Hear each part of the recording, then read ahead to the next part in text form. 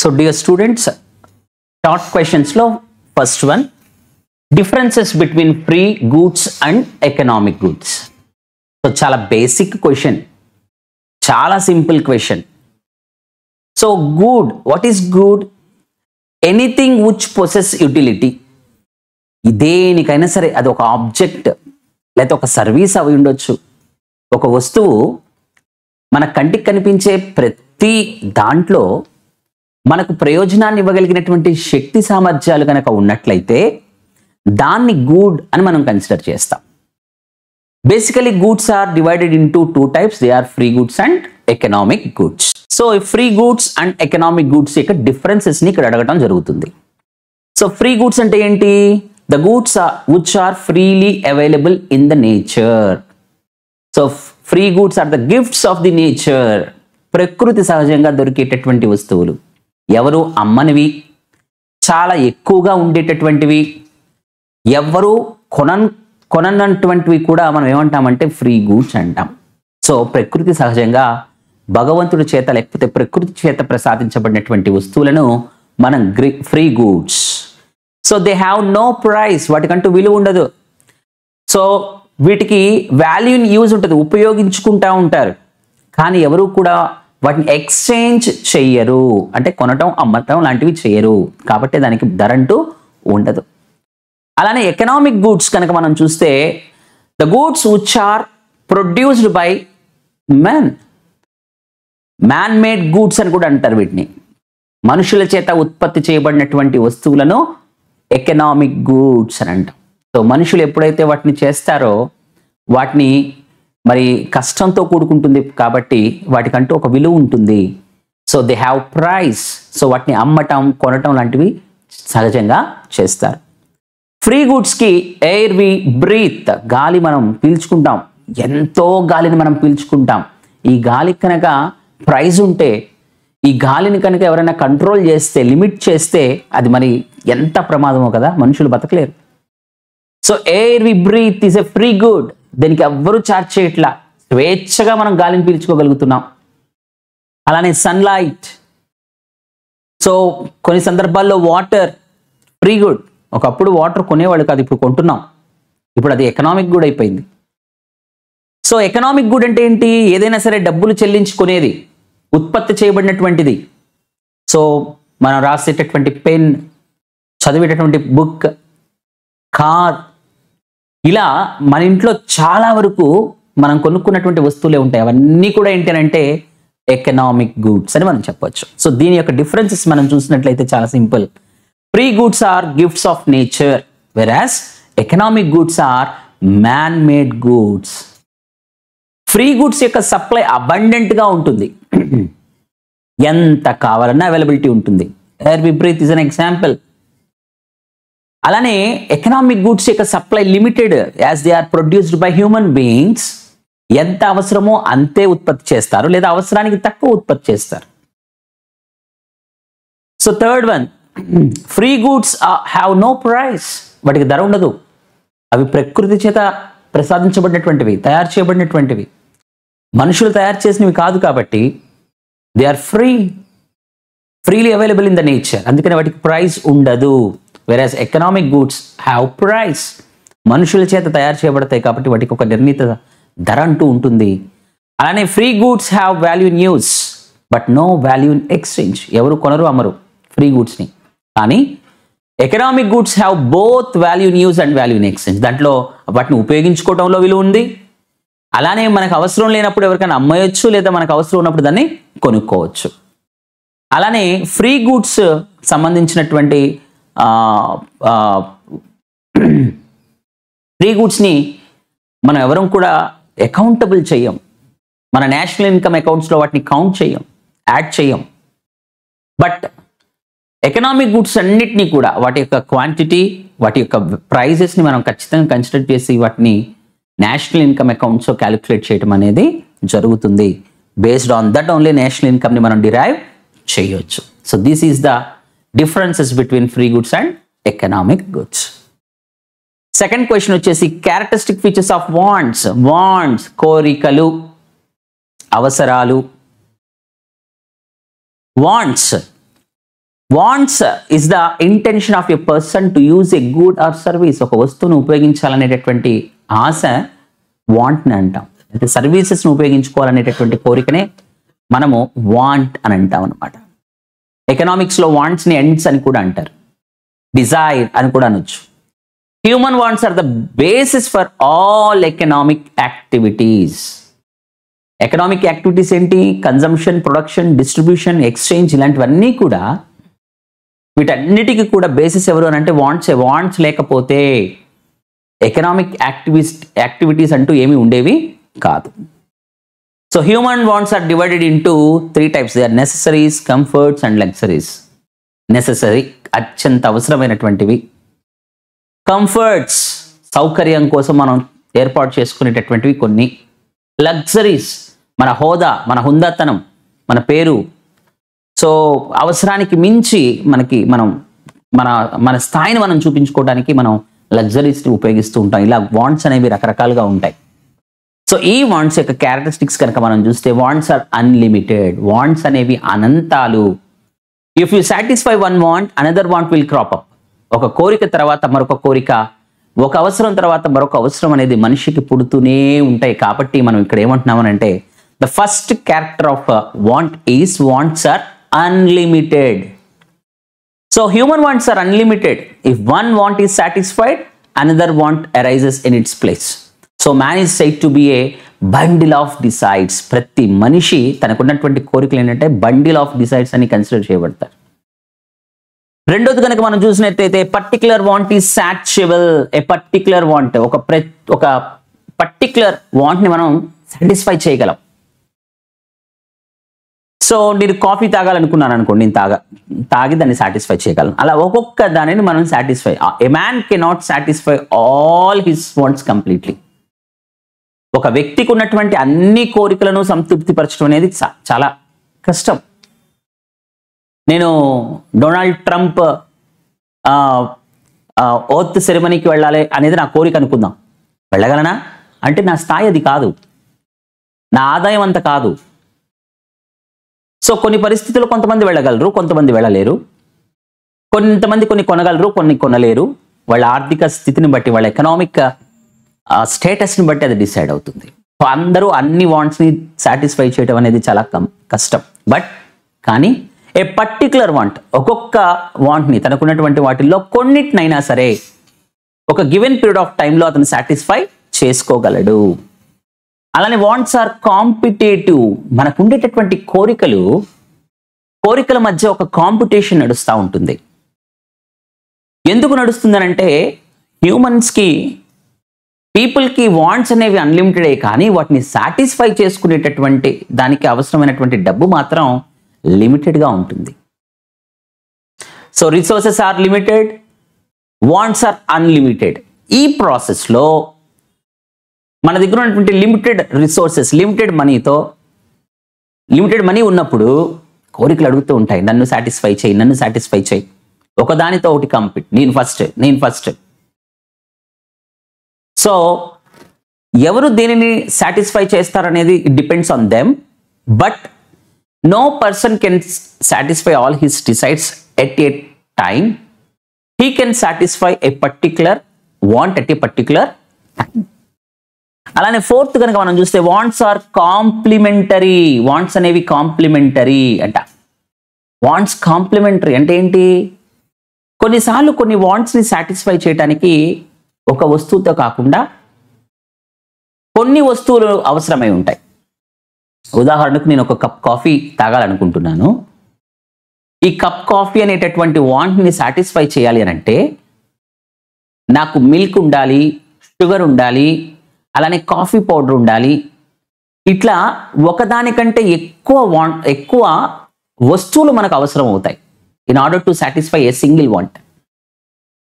So ఒక వాంట్ని satisfy చేసే ప్రాసెస్లో మనం ఎక్కువ వస్తువులు కనుక ఉపయోగించినట్లయితే దాన్నే కాంప్లిమెంటరీస్ అని అంటాం. సో ఇక్కడ కాఫీ అనేది ఫైనల్ ప్రొడక్ట్ అయితే దాని రా మెటీరియల్స్ ఏంటి? Sugar, milk, coffee powder. ఇవి బేసిక్. సో ఈ మూడు ఏంటంటే కాంప్లిమెంటరీస్. సో ఒక ఫ్యాన్ వర్క్ చేయాలనంటే ఎలక్ట్రిసిటీ, ఫ్యాన్ 2, అలానే స్విచ్ 3. ఈ 3 వస్తువులు కలిపి ఉపయోగించినప్పుడే అది పనిచేస్తుంది. సో ఇండివిజువల్గా మనం వాటిని యూస్ చేయలేము, పనికి రావు. కలిపి ఉన్నప్పుడు అందుకని వాటిని ఏమంటామంటే complementary. So some wants are complementaries. It depends on more number of commodities in order to satisfy a single want. So wants are substitutes. Wants are substitutes, substitutable అని కూడా అంటారు. అంటే ఏంటి? ఒకదానితో మరొకదాన్ని భర్తీ చేయొచ్చు. ఫర్ ఎగ్జాంపుల్, నాకు పెప్సీ కూల్ డ్రింక్ తాగాలనిపించింది, కానీ పెప్సీ లేదు, థమ్సప్ ఉంది. సో పెప్సీ, థమ్సప్ అనేవి ఆల్మోస్ట్ సిమిలర్గా ఉంటాయి. సైజ్, షేప్, కలర్, క్వాంటిటీ ఇవన్నీ కూడా. సో ఎక్కడో ఒక చిన్న డిఫరెన్స్. సో ఉదాహరణకు నేను చపాతీ తినాలనుకున్నాను, బట్ నైట్ బాగా ఆకలిస్తుంది, చపాతీ తినాలనుకున్నాను, బట్ చపాతీకి బదులు రైస్ ఉంది. సో చపాతీకి బదులు రైస్ అనేది ఒక సబ్స్టిట్యూట్. ఒక దానికి బదులుగా మరొక దాన్ని ఉపయోగించినట్లయితే దాన్ని సబ్స్టిట్యూట్స్ అని అంటాం. సో పెన్సిల్ ఆర్ పెన్, ఒకదానికి ఒకటి సబ్స్టిట్యూట్. రాయాలనే కోరిక పెన్సిల్ ఉన్నా తీరుతుంది, పెన్ ఉన్నా తీరుతుంది. సో అలాగా మనం సబ్స్టిట్యూట్స్ అంటాం. So some wants are substitutes, ఒకదానికి బదులుగా మరొక దాన్ని ఉపయోగించుకోవచ్చు. And wants రికర్. వాంట్స్ అనేవి మరలా మరలా పుడుతూనే ఉంటాయి. ఇప్పుడు నేను కాఫీ తాగాను కదా అని మళ్ళీ నాకు రేపు కాఫీ వద్దా? రేపు కాఫీ కావాలి, ఆ తర్వాత రోజు కాఫీ కావాలి. అంటే సేమ్ వాంట్, ఒకే వాంట్ని సాటిస్ఫై చేసినా మరలా మరలా మరలా అదే వాంట్ నాలో క్రాప్ అప్ అయితే దాన్ని ఏమంటాం? Wants recur. మరలా మరలా పుట్టుకొస్తాయి. Wants turn into habits. కొన్ని వాంట్స్ ఏమవుతాయి అంటే మన అలవాట్లుగా మారిపోతాయి. ఉదాహరణకు, ప్రతిరోజు ఉదయం నేను న్యూస్ పేపర్ చదవటం నా వాంట్ అనుకోండి, రిపీటెడ్గా జరుగుతుంది అనుకోండి, ప్రతిరోజు జరుగుతుంది అనుకోండి, అది ఏమైపోయింది? హ్యాబిట్గా మారిపోతుంది. So wants will change in to habits. So కొంతమందికి నెగిటివ్గా చెప్పుకోవాలనుకుంటే సిగరెట్స్, ఆల్కహాల్ కన్జంప్షన్ అలవాటుగా మారిపోతాయి. ఎప్పుడో సరదాగా 1-2 సార్లు అన్నట్లుగా స్టార్ట్ చేసి ఆ వాంట్ మళ్ళీ మళ్ళీ క్రాప్ అప్ అవటం ద్వారా వాళ్ళు హ్యాబిచ్యువేట్ అయిపోయి అట్లా అయిపోతుంటారు. And wants vary with time. సమయాన్ని బట్టి, ప్లేస్ని బట్టి, పర్సన్ని బట్టి ఎప్పటికప్పుడు వాంట్స్ చేంజ్ అయిపోతూ ఉంటాయి. వాంట్స్ అనేవి స్టేబుల్గా ఉండవు. ఏ వాంట్ కూడా కాన్స్టెంట్గా ఉండొచ్చు, ఉండకపోవచ్చు. So they depend on the time, place and person. It changes. అలానే wants are created by advertisement. కొన్ని వాంట్స్ అనేవి అడ్వర్టైజ్మెంట్స్ ద్వారా కూడా పుడతాయి. సో నేను ఏదో టీవీలో ఒక అడ్వర్టైజ్మెంట్ చూశాను, అప్పటి వరకు నాకు లేని వాంట్, అది చూసిన తర్వాత నేను దానికి అట్రాక్ట్ అయిపోయి దాన్ని చేయాలనుకున్నాను అనుకోండి. సో అట్లా. So these are the characteristic features of wants. And explain. Third question వచ్చేసి explain the various types of utility. ప్రయోజనము. యూటిలిటీ ప్రయోజనం అండి. ఒక వస్తువుకి వాంట్ని సాటిస్ఫై చేయగలిగినటువంటి ఎబిలిటీ ఉన్నట్లయితే, ఉదాహరణకు నేను ఇక్కడ మీకు అండర్లైన్ చేస్తాను, ఇక్కడ హైలైట్ చేస్తున్నాను. నా దగ్గర ఈ డిజిటల్ పెన్ ఉంది. ఈ డిజిటల్ పెన్ కనుక నేను చెప్పినట్లు ఇక్కడ రాయకపోయింది అనుకోండి, దీనివల్ల ప్రయోజనం లేదు. సో నేను రాయగానే నాకు ఏదైతే అవసరమో అది పెన్ చేస్తుంది. అంటే నన్ను సాటిస్ఫై చేయగలిగినటువంటి ఎబిలిటీ, యూటిలిటీ దీనికి ఉంది. Then we call it as utility. ప్రయోజనము. వాంట్స్ని సాటిస్ఫై చేయగలిగినటువంటి ఎబిలిటీ ఉండటాన్ని ప్రయోజనం అని అంటాం, యూటిలిటీ. సో యూటిలిటీ అనేది 4 రకాలు. Form utility, place utility, time utility, service utility. ఇది కూడా చాలా సింపుల్ క్వశ్చన్ అండి. ఫార్మ్ యూటిలిటీ మనం చూసినట్లయితే ఏంటి ఫార్మ్ యూటిలిటీ? దీన్నే షేప్ యూటిలిటీ కూడా అంటూ ఉంటారు. ఫార్మ్ యూటిలిటీ ఒక particular form, shape, colour, size ఒక వ్యక్తిని కనుక సాటిస్ఫై చేయగలిగితే then we call it as form utility.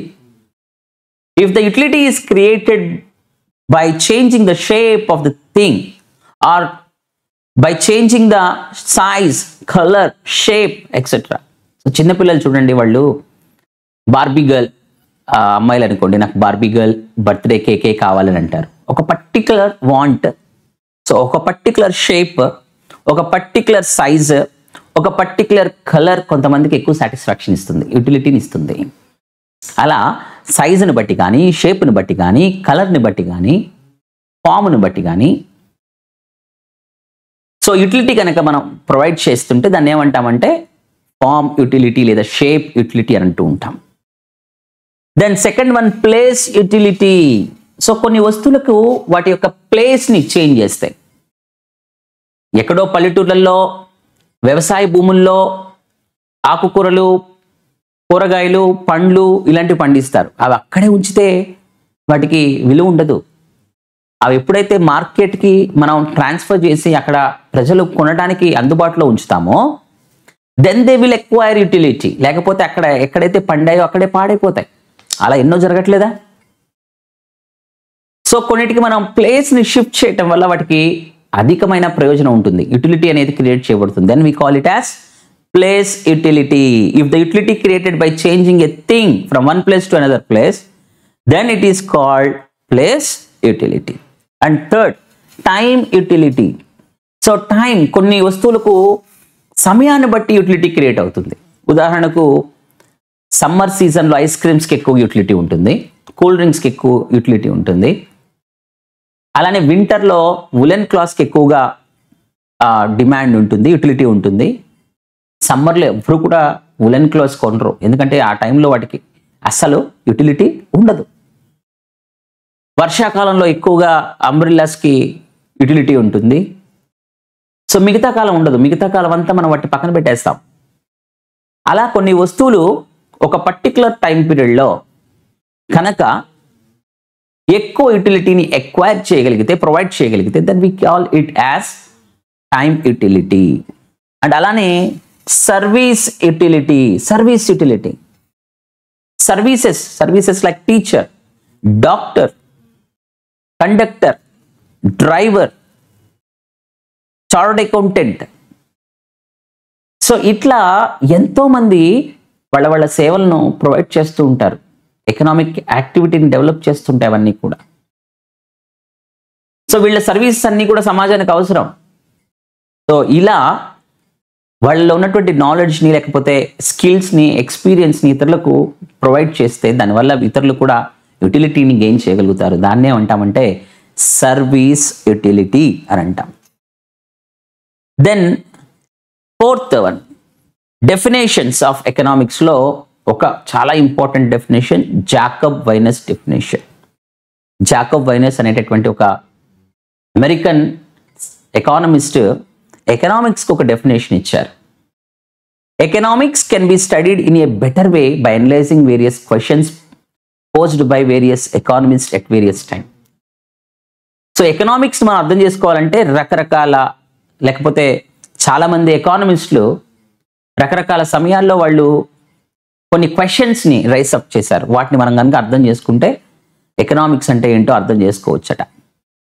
అలానే జాకబ్ వీనర్ ఇచ్చినటువంటి డెఫినేషన్ ఆఫ్ ఎకనామిక్స్ ఏంటట? Economics is what economist do. Economics అంటే ఎకానమిస్ట్ ఏదైతే చేస్తారో అదంతా కూడా ఎకనామిక్సే. మరి ఎకానమిస్టులు ఏం చేస్తారండి అంటే కొన్ని ఫండమెంటల్ ప్రాబ్లమ్స్ అండి, కొన్ని ఫండమెంటల్ ప్రాబ్లమ్స్, ఎకానమీలో ఉన్నటువంటి ఫండమెంటల్ ప్రాబ్లమ్స్కి వీళ్ళు సొల్యూషన్స్ ఇవ్వడానికి ట్రై చేస్తూ ఉంటారు. ఏంటి ఆ ఫండమెంటల్ ప్రాబ్లమ్స్ అంటే what types of goods are to be produced and in what quantities and how to produce this, వీటన్నిటికీ క్వశ్చన్ మార్కులు ఉండాలి.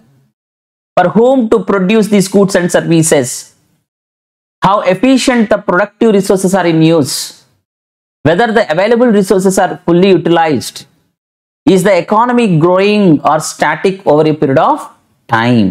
సో మేజర్ ఎకనామిక్ ప్రాబ్లమ్స్ ఏంటంట అంటే, సో ఎలాంటి వస్తువులను మనం ఉత్పత్తి చేయాలి, అవి ఎంత ఉత్పత్తి చేయాలి ఒక ఎకానమీలో, ఈ వస్తువులను ఉత్పత్తి చేసేటప్పుడు ఎలాంటి మెథడ్లో, క్యాపిటల్ ఇంటెన్సివ్ టెక్నిక్స్తోనా, లేబర్ ఇంటెన్సివ్ టెక్నిక్స్తోనా, అలానే ఎవరి కోసం ఈ వస్తువులన్నీ కూడా మనం ఉత్పత్తి చేయాలి, ఆ వస్తువులను ఉత్పత్తి చేయడానికి మనం ఎఫిషియెంట్గా ఉన్నటువంటి ప్రొడక్టివ్ రిసోర్సెస్ని ఎలా ఉపయోగించుకోవాలి, ఒక ఎకానమీ స్టాటిక్గా ఉందా, స్థిరంగా ఉండిపోతుందా, అభివృద్ధి చెందుతుందా అని తెలుసుకోవాలంటే, అభివృద్ధి ఎలా మనం ముందుకు తీసుకువెళ్లాలో కూడా తెలియచేసేది ఎవరు అంటే ఎకానమిస్ట్.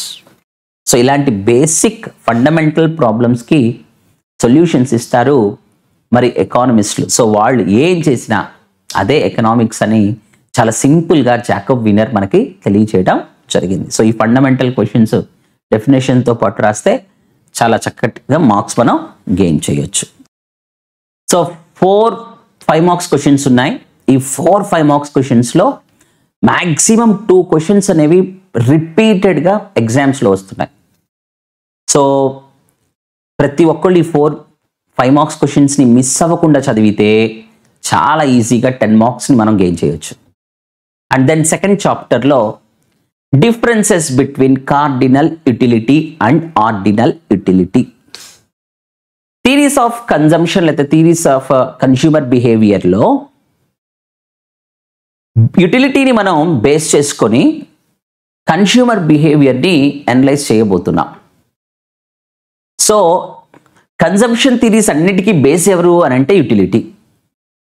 ఈ యుటిలిటీ 2 రకాలుగా ఉంది. The utility is classified into 2 types. They are cardinal utility and ordinal utility. So what is cardinal utility and what is ordinal utility? ఈ రెండింటి గురించి మనం తెలుసుకుంటాం. కార్డినల్ యూటిలిటీ అనాలిసిస్ని ఫాలో అయ్యేటటువంటి ఎకానమిస్టులు కొంతమంది ఉన్నారు. ఆర్డినల్ యూటిలిటీ అనాలిసిస్ని ఫాలో అయ్యేటటువంటి ఎకానమిస్టులు కొంతమంది ఉన్నారు. రెండింటిని బేస్ చేసుకొని చాలా థియరీస్ని ఎకనామిక్స్లో డెవలప్ చేస్తూ వచ్చారు. అసలు కార్డినల్ యూటిలిటీ అనాలిసిస్ అంటే ఏంటి అంటే, based on cardinal utility analysis utility can be measured. Simple అండి. యూటిలిటీని మెజర్ చేయొచ్చట, ప్రయోజనాన్ని మెజర్ చేయొచ్చు. ఈ వస్తువు ఎంత ప్రయోజనం ఇచ్చిందో మెజర్ చేయొచ్చు in terms of numerical values. కానీ ఆర్డినల్ యూటిలిటీ అనాలిసిస్ ఏంటంటే, దాన్ని ఫాలో అయ్యేటటువంటి ఎకానమిస్టులు ఏమంటారంటే, utility cannot be measured. So based on measurement of utility, utility is classified into 2 types. They are cardinal utility and ordinal utility. According to cardinal utility, utility can be measured. On the other hand, according to ordinal utility analysis, utility cannot be measured but be ranked. It can be given order. So, ఈ రెండిటికి ఉన్నటువంటి basic differences మనం చూద్దాం. Cardinal utility analysis was developed by Alfred Marshall.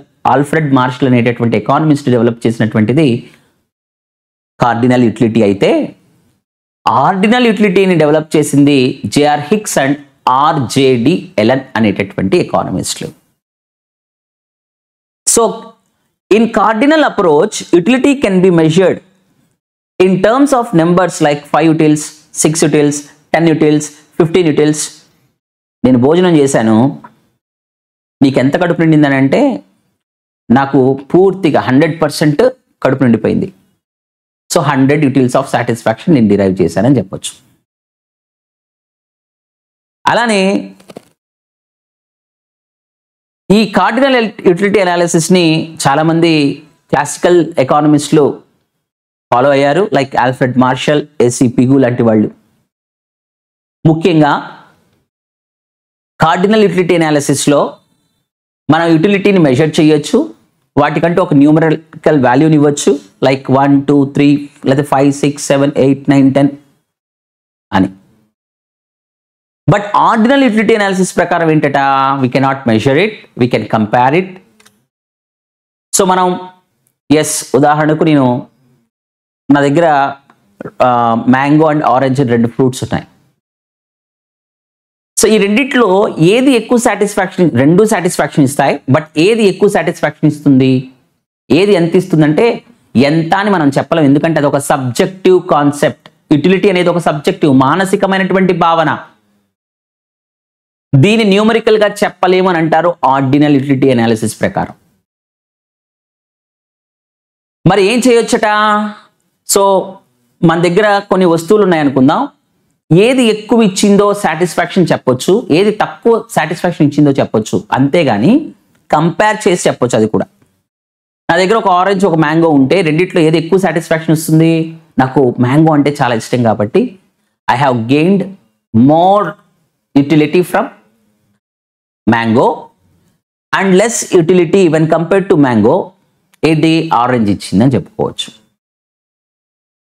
So ఈ రెండిట్లో comparison, ఈ రెండిట్లో మాత్రమే కంపేర్, అలా కంపేర్ చేసి ఒకటి దాంతో ఒకటి పోల్చి చెప్పొచ్చు అని చెప్పేవాళ్ళు ordinal utility analysis.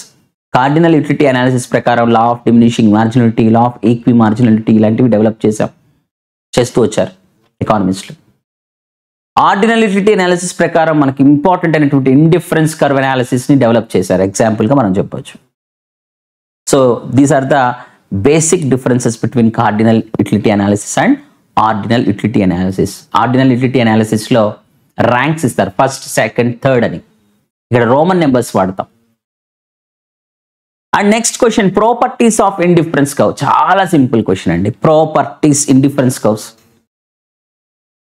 An indifference curve is defined as the locus of various combinations of two goods which will give the same level of satisfaction to the consumer. Indifference curve analysis లో ఏదైనా రెండు వస్తువుల నుంచి రకరకాల combinations ని అది ఇవ్వగలదు satisfaction. రకరకాల కాంబినేషన్స్ ఉన్న వాటన్నిటి నుంచి వచ్చేటటువంటి యూటిలిటీ మాత్రం సేమ్ అండ్ ఈక్వల్ అని చెప్పేదే indifference curve analysis. So indifference curves ఎలా ఉంటాయంటే మనకు తెలుసు, ఇదిగోండి, they are left to right downward sloping. అవన్నీ ప్యారలల్ గా ఉంటాయి కానీ they are not exact parallel. So ఏంటి properties? Indifference curve slopes downwards from left to right downward slope ఉంటుంది. వాటి షేప్ ఏంటంటే కాన్వెక్స్ షేప్ లో ఉంటాయి. కాన్వెక్స్. ఒక ఇండిఫరెన్స్ కర్వ్ మరొక ఇండిఫరెన్స్ కర్వ్ ని ఎప్పుడు కూడా ఇంటర్సెక్ట్ చెయ్యదు, టచ్ చెయ్యదు. ఏ ఇండిఫరెన్స్ కర్వ్ కూడా ఎక్స్ యాక్సిస్ ని కానీ వై యాక్సిస్ ని కానీ టచ్ చెయ్యదు. Higher the indifference curve higher the satisfaction. Right side represent చేసేటటువంటి ఇండిఫరెన్స్ కర్వ్ ఎప్పుడు కూడా దానికంటే, దాని పక్కన లెఫ్ట్ సైడ్ లో ఉన్నటువంటి దానికంటే ఎక్కువ సాటిస్ఫాక్షన్ ని ప్రొవైడ్ చేస్తుంది అని మనం చెప్పొచ్చు. సో ఇవి రెండు చాలా ఇంపార్టెంట్ 5 మార్క్స్ క్వశ్చన్స్.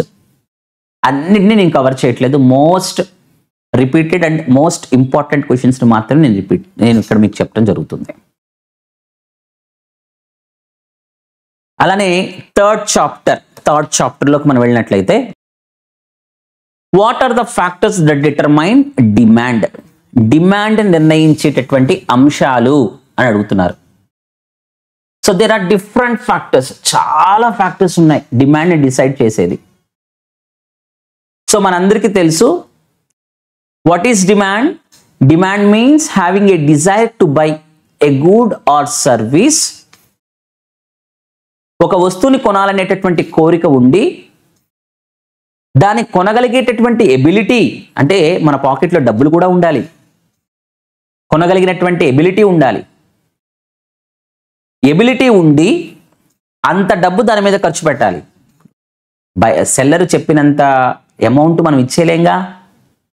అమ్మేవాడు ఎప్పుడు కూడా వస్తువు యొక్క ధర ఎక్కువే ఉంచుతాడు, ఎక్కువే పెడతాడు. సో మనం ఏం చేయాలి అంటే బార్గెన్ చేసి దాని విలువ ఎంతో, మనకి ఎంత సాటిస్ఫాక్షన్ ఇవ్వగలుగుదో అంత డబ్బు మాత్రమే దానికి మనం పే చేయగలగాలి. దాన్ని willingness to pay at a price at a particular period of time. Then we call it as demand. ఒక నిర్ణీత సమయంలో ఒక వస్తువుని కొనాలనే కోరిక కలిగి ఉండి, దాన్ని కొనడానికి మన దగ్గర ఎబిలిటీ ఉండి, దాని మీద అంత ఖర్చు చేయడానికి ఇష్టం ఉండి, దాన్ని కొనేసినట్లయితే ఒక ధరకి, దాన్ని డిమాండ్ అంటాం. సో ఒక వస్తువుకి డిమాండ్ ఉందా లేదా ఎలా నిర్ణయిస్తాం? ఒక వస్తువుకి డిమాండ్ ఎప్పుడు ఎక్కువ ఉంటుంది, ఎప్పుడు తక్కువ ఉంటుందని చూసినట్లయితే, first one, price of the good. It depends on the price of the good. ఒక వస్తువు యొక్క ధర తక్కువ ఉంటే దాన్ని ఎక్కువ కొంటూ ఉంటారు సహజంగా. అదే అదే వస్తువు యొక్క ధర ఎక్కువ ఉంటే కొనటం మానేస్తూ ఉంటారు. సో ఒక వస్తువు యొక్క డిమాండ్ మొట్టమొదటిగా దేని మీద ఆధారపడి ఉంటుందంటే ఆ వస్తువు యొక్క ధర మీద ఉంటుంది. The price of the good. If the price of the good is more, then the demand will be low. If the price of the good is less, then its demand will be more. అలానే second one కనుక మనం చూస్తే price of substitutes. ఒక వస్తువు యొక్క demand దాని substitute good మీద కూడా ఆధారపడి ఉంటుంది. టీ అండ్ కాఫీ సబ్స్టిట్యూట్స్ అనుకోండి, రెండు ఒకే ప్రైస్ ఉంటే కాఫీ ఇష్టపడే వాళ్ళు కాఫీ తాగుతారు, టీ ఇష్టపడే వాళ్ళు టీ తాగుతారు. కానీ ఈ రెండిట్లో ఏ దానికైతే తక్కువ ధర ఉంటుందో సో దానిని ఎక్కువ మంది తాగడానికి ఇష్టపడతా ఉంటారు. So for example tea price ఎక్కువ ఉండి కాఫీ ప్రైస్ తక్కువ ఉందనుకోండి, టీ తాగాలనుకునే వాళ్ళు కూడా కాఫీ తాగుతారు, ఎందుకని అది ధర తక్కువ ఉంది కాబట్టి. సో ఒక వస్తువు యొక్క డిమాండ్ ఆ వస్తువు యొక్క ధర మీద కాదు, దాని సబ్స్టిట్యూట్ గుడ్ యొక్క ప్రైస్ మీద కూడా డిపెండ్ అయి ఉంటుంది. అలానే ప్రైస్ ఆఫ్ ది కాంప్లిమెంటరీస్ అంటే ఇంతకే చెప్పుకున్నాం, ఒక వాంట్ని సాటిస్ఫై చేయడానికి 3-4 వస్తువులు కనుక ఉపయోగిస్తే దాన్ని ఏమన్నా కాంప్లిమెంటరీ. రాయాలి అనేటటువంటి కోరిక బుక్ పెన్ను రెండు ఉంటేనే సాటిస్ఫై అవుతుంది, లేకపోతే అవ్వదు. ఈ రెండింటిని ఏమనొచ్చు? కాంప్లిమెంటరీస్. సో కొన్నిసార్లు ఒక వస్తువు యొక్క డిమాండ్ దాని కాంప్లిమెంటరీ గుడ్ యొక్క ప్రైస్ మీద కూడా ఆధారపడి ఉంటుంది. అలానే ఇన్కమ్ ఆఫ్ ది కన్స్యూమర్. ఒక వస్తువు యొక్క డిమాండ్ ప్రజల ఆదాయాల మీద కూడా ఆధారపడి ఉంటుంది. తక్కువ ఆదాయం ఉన్న వాళ్ళు ఎక్కువ ధరలు ఉండేటటువంటి వస్తువును కొనలేరు.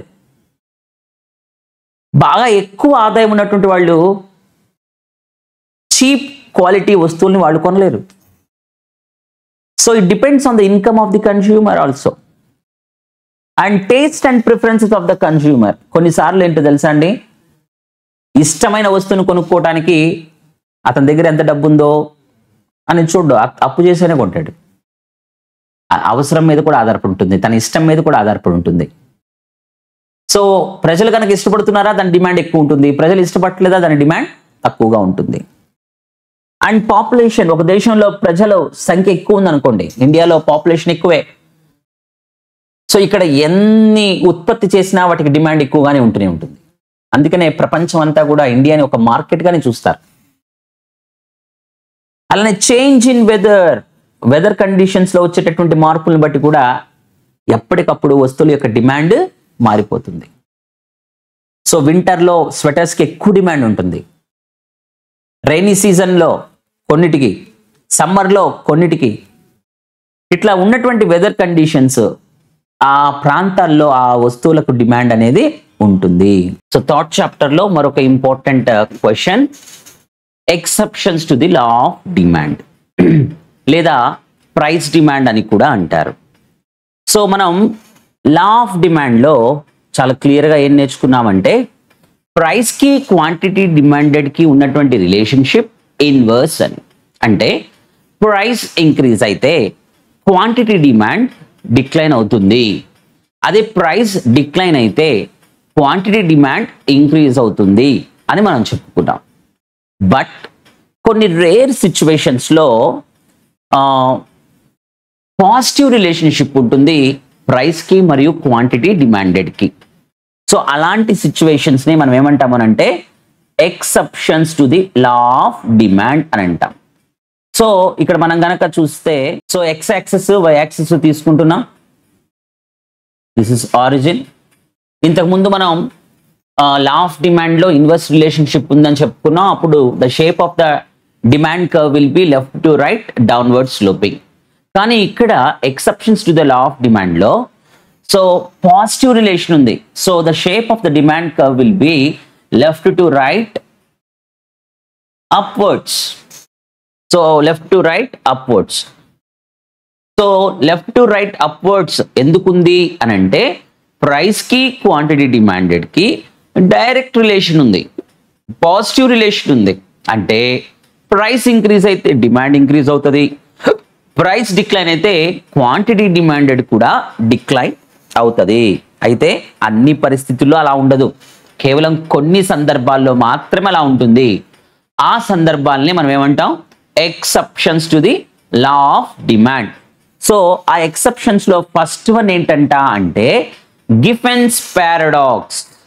So గిఫెన్స్ paradox, sir Robert Giffen అనేటటువంటి ఒక ఎకానమిస్ట్, సో లండన్ లో ఒక షూ మేకింగ్ ఫ్యాక్టరీలో లా ఆఫ్ డిమాండ్ యొక్క వ్యాలిడిటీని ఆయన కనుగొనడానికి ప్రయత్నం చేసినప్పుడు ఆ యొక్క ఫ్యాక్టరీలో, షూ మేకింగ్ ఫ్యాక్టరీలో దాదాపుగా అందరూ కూడా మరి పేదవాళ్లే. వాళ్ళ దగ్గర ఆయన లా ఆఫ్ డిమాండ్ వ్యాలిడిటీని చెక్ చేశారు. ఎలా అంటే అక్కడ వర్క్ చేస్తున్నటువంటి షూ మేకింగ్ ఫ్యాక్టరీలో వర్క్ చేస్తున్నటువంటి పూర్ లేబరర్స్ ఎవరైతే ఉన్నారో వాళ్ళ యొక్క ప్రధానమైనటువంటి ఆహారం వాళ్ళు తీసుకునేది ఏంటంటే ఒకటి బ్రెడ్, రెండోది meet. So bread and meet ఈ రెండు ఎప్పుడైతే వీళ్ళు కన్జ్యూమ్ చేస్తున్నారో సో వీటి యొక్క ధరలు చేంజ్ చేసి చూశారు సర్ రాబర్ట్ గిఫెన్. సో ఏం చేశారు ఒకసారి అని అంటే బ్రెడ్ ప్రైజెస్ ఇంక్రీజ్ చేశారు, మీట్ యొక్క ప్రైజెస్ కాన్స్టెంట్ గా ఉంచి. బ్రెడ్ ప్రైసెస్ పెరిగినప్పుడు అది బేసిక్ ఫుడ్ కదండి, కడుపు నింపేది, దాని ధర పెరిగినా తగ్గినా వాళ్ళు ఏం చేస్తారు, దాన్ని ఎక్కువ కొంటారు. సో మీట్ కొంచెం కొనటం తగ్గించి ఆ డబ్బుతో కూడా బ్రెడ్నే కొనటం ప్రారంభించారు. ఇంకొక సందర్భంలో మీట్ ప్రైజెస్ పెంచి బ్రెడ్ ప్రైజెస్ని కాన్స్టెంట్గా ఉంచారు. అప్పుడు కూడా వాళ్ళు ఏం చేశారు అని అంటే బ్రెడ్ని ఎక్కువ కొన్నారు. సో పేదవాళ్ళు వాళ్ళు ఖచ్చితంగా ఉపయోగించేటటువంటి వస్తువుల యొక్క ధరలు పెరిగినా తగ్గినా దాన్నే ఎక్కువ కొంటూ ఉంటారు పేదవాళ్ళు పర్టికులర్గా. ఇది in case of rich people this may be not valid.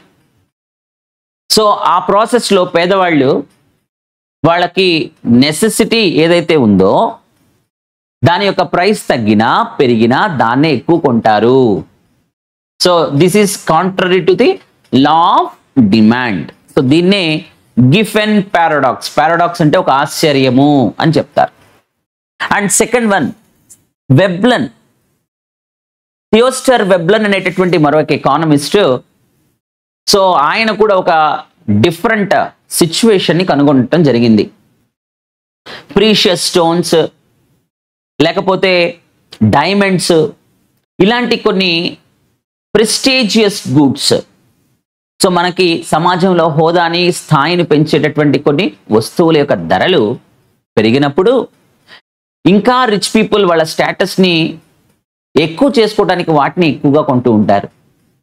So వాటి యొక్క ధరలు కనుక తగ్గితే వాటిని కొనటం ఆపేస్తారు, ఎందుకంటే అది నార్మల్ గుడ్ అయిపోతుంది, ప్రతి ఒక్కళ్ళు కొంటారు.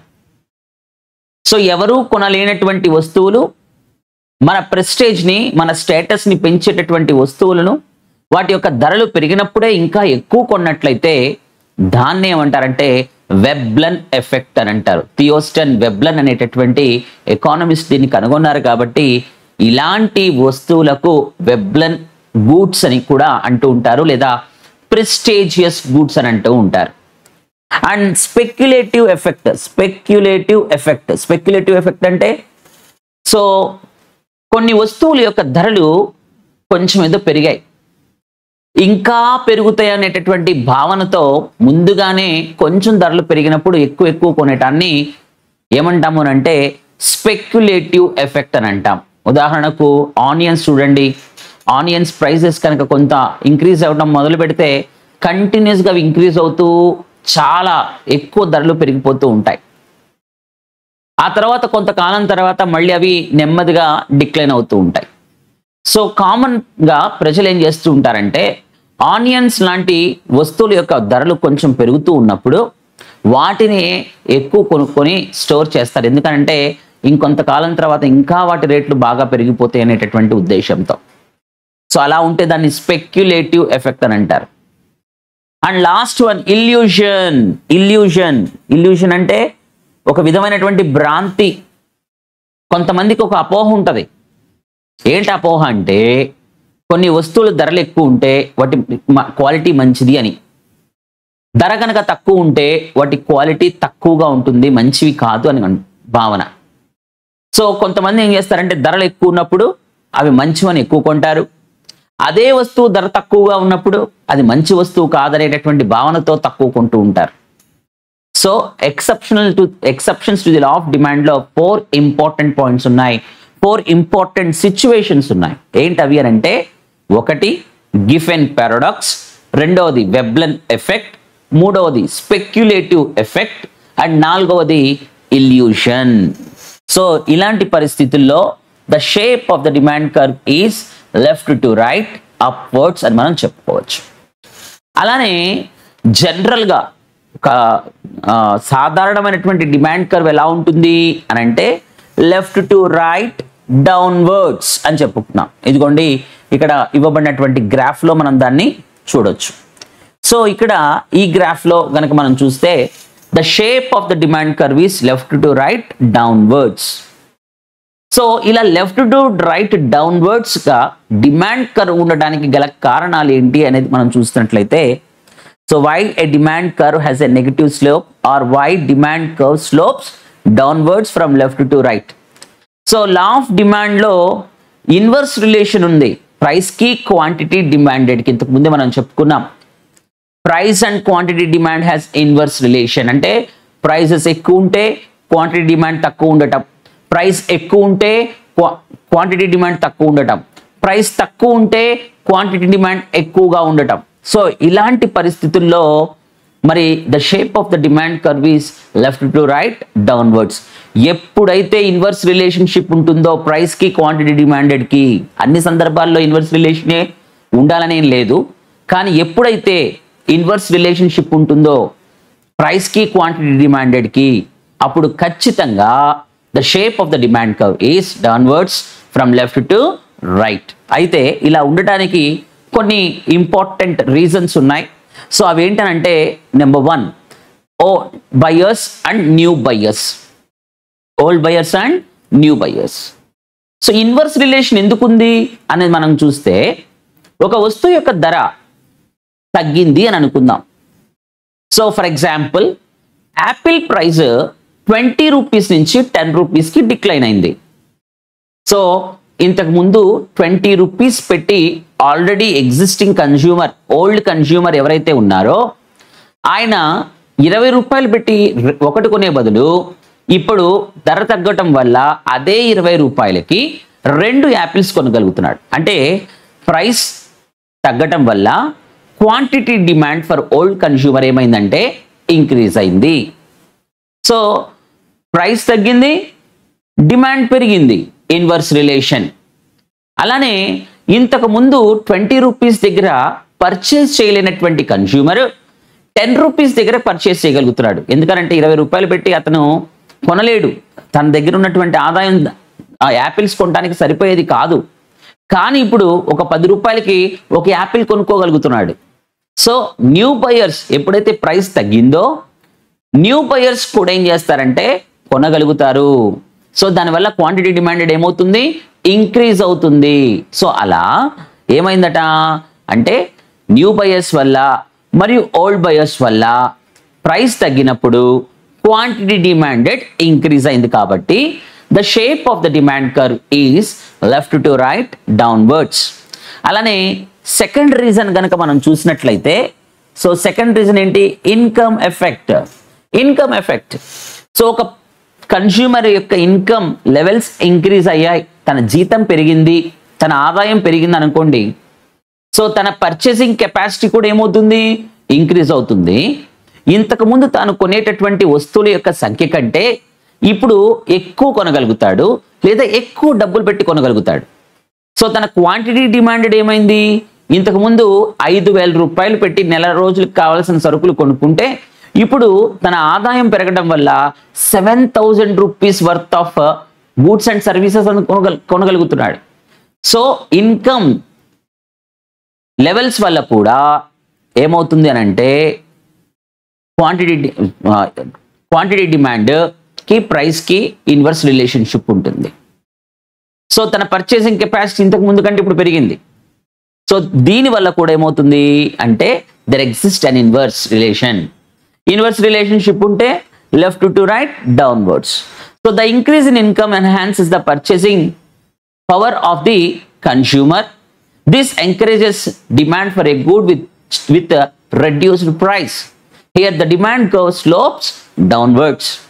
అలానే సబ్స్టిట్యూషన్ ఎఫెక్ట్ మనం నిన్న కూడా చెప్పుకున్నాం. సో సబ్స్టిట్యూషన్ ఎఫెక్ట్ అంటే ఏంటి?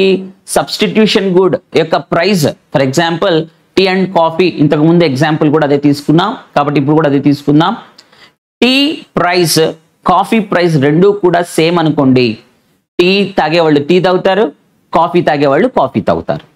అలా కాకుండా ఈ రెండిట్లో ఏదో ఒక దాని యొక్క ప్రైస్ కనుక తక్కువ ఉంటే, for example when compare to coffee, tea యొక్క ప్రైస్ తక్కువ ఉందనుకోండి, కాఫీ తాగే వాళ్ళు కూడా ఏం చేస్తారు? కాఫీ తాగటం మానేసి టీ తాగటం మొదలు పెడతారు. ఎందుకంటే సో టీ తక్కువ ప్రైస్కి వస్తుంది కాబట్టి. సో సబ్స్టిట్యూట్ గుడ్ యొక్క ప్రైస్ని బట్టి కూడా డిమాండ్ అనేది డిసైడ్ చేయబడుతుంది అని మనం చెప్పుకున్నాం. సో దానివల్ల కూడా ఏమవుతుందంట అంటే the shape of the demand curve will B left to right downwards because of the inverse relation that is existed in between price and quantity demanded. అలానే మనం ఫోర్త్ వన్ కూడా చూస్తే, fourth reason law of diminishing marginal utility. So according to this law, if a consumer goes on consuming more units of the commodity, then the additional utility goes on diminishing. మనం law of diminishing marginal యూటిలిటీలో ఇది చూసాం. So ఒక వ్యక్తి ఒకే వస్తువుని పదే పదే consume చేసుకుంటూ వెళ్ళినప్పుడు దానివల్ల వచ్చేటటువంటి అదనపు ప్రయోజనం తగ్గిపోతూ వస్తుంది. కానీ ఒక లెవెల్ తర్వాత ఆ ప్రొడక్ట్ యొక్క ప్రైస్ను మనం తగ్గిస్తే మళ్ళీ ఆ ప్రొడక్ట్ యొక్క మార్జినలిటీ తగ్గడం బదులుగా ఇంక్రీజ్ అవ్వటం మొదలు పడుతుంది. ఎప్పుడైతే ఇంక్రీజ్ అవుతుందో కన్స్యూమర్ మన్ని అవి కొంటాడనమాట. సో ఇక్కడ కూడా ప్రైస్ తగ్గడం వల్ల ఎక్కువ కొంటున్నాడు కాబట్టి the shape of the demand curve is left to right downwards. అలానే ఫిఫ్త్ వన్ మరొక పాయింట్ ఉంది, multiple uses of a good అని అంటారు. సో కొన్ని వస్తువులు ఉంటాయి, అది ఏదో ఒక పర్పస్కి రెండు పర్పస్కి కాకుండా చాలా పర్పసెస్ని అది సాటిస్ఫై చేస్తూ ఉంటుంది. లైక్ మిల్క్తో డైరెక్ట్గా మిల్క్ని కన్స్యూమ్ చేయొచ్చు, కర్డ్ చేసుకోవచ్చు, లేకపోతే పన్నీర్ చేయొచ్చు, దాంతో స్వీట్స్ తయారు చేయొచ్చు, బటర్ మిల్క్ తయారు చేయొచ్చు, గీ దాని నుంచి తీయొచ్చు, బటర్ ప్రొడ్యూస్ చేసుకోవచ్చు. ఇలా అనేక ఉపయోగాల కోసం మనం మిల్క్ను ఉపయోగిస్తాం. ఒకవేళ ప్రైస్ కనుక తక్కువ ఉంటే మిల్క్ది, ఇలా రకరకాల పర్పసెస్ కోసం మనం ఏం చేస్తామంటే మిల్క్ను ఉపయోగిస్తాం, ఈజీగా యూజ్ చేస్తాం. కానీ మిల్క్ ప్రైస్ ఇంక్రీజ్ అయిపోయింది అనుకోండి, అప్పుడు ఇంట్లో ఉన్నటువంటి చిన్నపిల్లలకి, పేషెంట్స్కి మాత్రమే మిల్క్ని మనం ప్రొవైడ్ చేస్తాం, లేదా మిల్క్ ప్రొడక్ట్స్ని ప్రొవైడ్ చేస్తాం. సో మిగతా వాటన్నిటికీ మనం పెద్దగా మిల్క్ని యూటిలైజ్ చెయ్యం. సో ఇక్కడ ప్రైస్ తక్కువ ఉంటే మల్టిపుల్ యూజెస్కి యూజ్ చేస్తాం, ప్రైస్ ఎక్కువ ఉంటే లిమిటెడ్ పర్పసెస్ని సాటిస్ఫై చేయడానికి మాత్రమే ఉపయోగిస్తాం. సో మనకి ఏం తెలిసింది ఈ విషయం అంటే, సో ప్రైస్ తక్కువ ఉంటే వాటికి ఎన్నో ఉపయోగాలు ఉంటాయి, ఎన్నో ఎక్కువ ఉపయోగాలు ఉంటే అంత ఎక్కువ క్వాంటిటీ డిమాండ్ ఉంటుంది. సో ఆ కారణం వల్ల the shape of the demand curve is left to right downwards అని మనం చెప్పొచ్చు. Then measurement of price elasticity of డిమాండ్లో ఒక ఇంపార్టెంట్ మెథడ్ ఏంటంటే point method. So point method ప్రకారంగా ఇక్కడ మనం చూసినట్లయితే మనం ఏం చేయొచ్చు అంటే ఎలాస్టిసిటీ ఆఫ్ డిమాండ్ని మెజర్ చేయొచ్చు. So point method is introduced by Alfred Marshall. So ఈ మెథడ్ ఏం చేస్తుంది అంటే elasticity of demand at a point of టైంలో మనం డిటర్మైన్ చేయడానికి మరి ఈ మెథడ్ని మనం ఉపయోగిస్తూ ఉంటాం. And the identified point on the demand curve divides the demand curve into two parts, namely lower part and upper part. ఏం లేదండి, ఇక్కడ ఒక పర్టిక్యులర్ స్ట్రైట్ లైన్ మీద మనం కనుక ఎలాసిటీ ఆఫ్ డిమాండ్ని తీసుకున్నట్లయితే, సో రకరకాల పాయింట్ల దగ్గర మనం ఏ విధంగా ఎలాసిటీ ఆఫ్ డిమాండ్ని మెజర్ చేయొచ్చో అని తెలియచేసేటటువంటి మెథడ్నే పాయింట్ మెథడ్ అని అంటాం.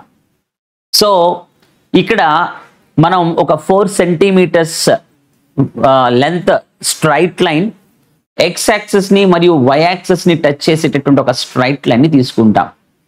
ఈ లైన్ని 5 ఈక్వల్ పార్ట్స్గా డివైడ్ చేస్తాం. సో ఒక పాయింట్ దగ్గర నుంచి మరొక పాయింట్కి 1 సెంటీమీటర్ చొప్పున. So the distance from each point ఎంత ఉంటుందంటే 1 సెంటీమీటర్ ఉంటుంది ఒక పాయింట్కి మరొక పాయింట్కి. సో ఈ పాయింట్స్కి మనం ఏం చేస్తామంటే ఏ బి సి డి ఈ అని నేమ్స్ ఇస్తాం. So at point A elasticity of demand ఎంత, ఎట్ పాయింట్ బి ఎంత అని క్యాలిక్యులేట్ చేస్తాం. సో ఇలా క్యాలిక్యులేట్ చేయాలంటే మనకు ఒక ఫార్ములా కావాలి.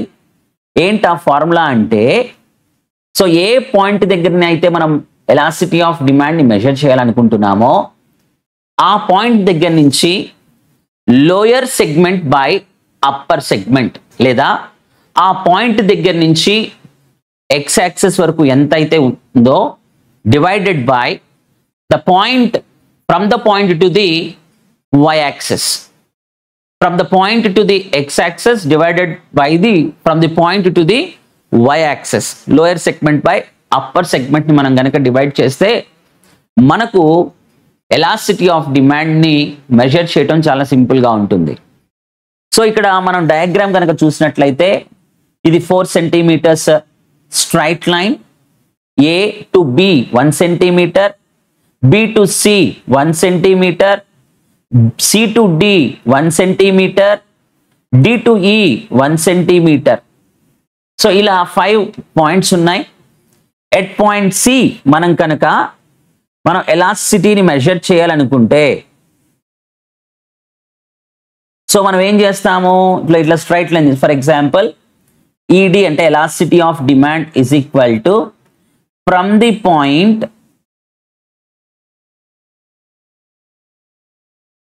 to the x-axis by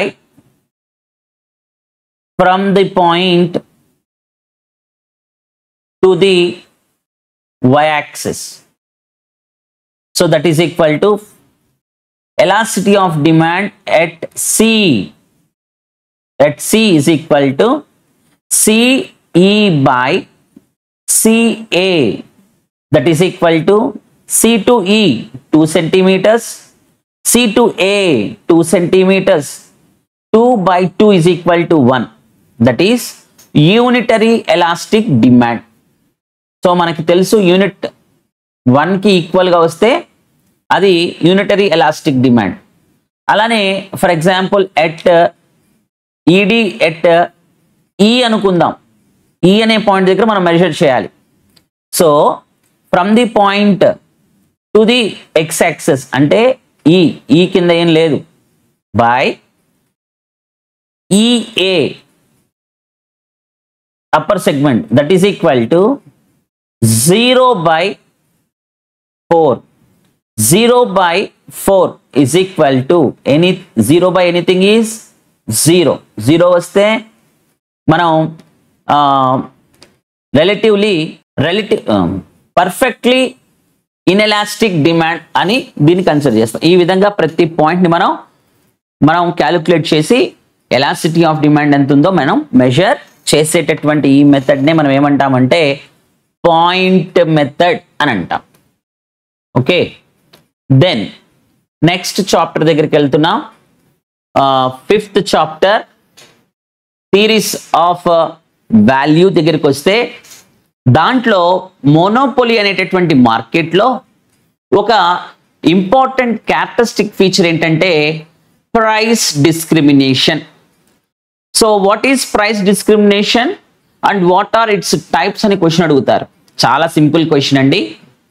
price discrimination means selling the same product to different consumers at different prices is known as price discrimination. So ఒకే వస్తువుని రకరకాల కన్స్యూమర్స్ కి రకరకాల ధరల దగ్గర కనుక మనం అమ్మినట్లయితే దాన్ని ఏమంటామంటే ప్రైస్ డిస్క్రిమినేషన్ అంటాం. ప్రైస్ డిస్క్రిమినేషన్ అనేది మోనోపోలీలో ఒక ఇంపార్టెంట్ క్యారెక్టరిస్టిక్ అన్నమాట. సో ఈ ప్రైస్ డిస్క్రిమినేషన్ 3 డిఫరెంట్ టైప్స్గా ఉంది. ఒకటి పర్సనల్ డిస్క్రిమినేషన్, రెండవది యూజ్ డిస్క్రిమినేషన్, అండ్ మూడవది place discrimination. So personal discrimination అంటే ఏంటి అంటే పర్సన్ని బట్టి ధరలు కనుక వేరువేరుగా చెప్పినట్లయితే, సహజంగా ఇది మనం అబ్జర్వ్ చేస్తూ ఉండొచ్చు రెగ్యులర్గా. హైవే మీద ఎప్పుడన్నా మనం కూరగాయలో లేకపోతే ఫ్రూట్స్ కొనడానికి ఎక్కడన్నా కారులో వెళ్ళామనుకోండి, కారులో వెళ్ళాం అంటే మనం కొంత రిచ్ అనుకొని సెల్లర్ ఏం చేస్తాడంటే ఎక్కువ ధరలు చెప్తాడు. బైక్ మీద వెళితే కొంచెం తక్కువ ధరలు చెప్తాడు. సో సైకిల్ మీద వెళితే ఇంకా తక్కువ ప్రైస్ చెప్తాడు. సో మన ఎకనామిక్ స్టేటస్ని ఊహించుకొని, మనం రిచ్ అనో పూర్ అనో ఊహించుకొని దానికి తగ్గట్లుగా ధరలు కనుక చెప్పినట్లయితే దాన్నే మనం ఏమంటామంటే పర్సనల్ డిస్క్రిమినేషన్ అని అంటాం. సో రెండోది ఏంటట అంటే యూజ్ డిస్క్రిమినేషన్. సెకండ్ వన్ ఏంటి? Use discrimination. So use discrimination ఏంటంటే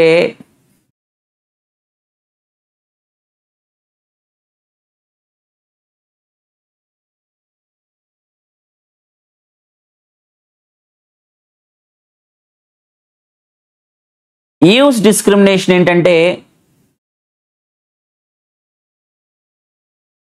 కొన్ని వస్తువులు రకరకాల పరిస్థితుల్లో మనం ఉపయోగిస్తాం. ఫర్ ఎగ్జాంపుల్ ఎలక్ట్రిసిటీని తీసుకోండి.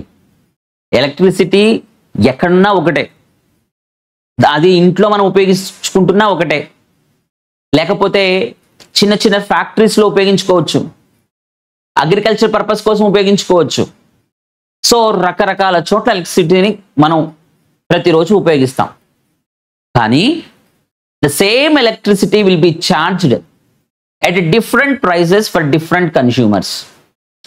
అది ఏ పర్పస్ కోసం ఉపయోగిస్తున్నాము అనే దాన్ని బట్టి దాని ప్రైజెస్ని కనుక డిఫర్ చేస్తూ ఉన్నట్లయితే then we call it as use discrimination.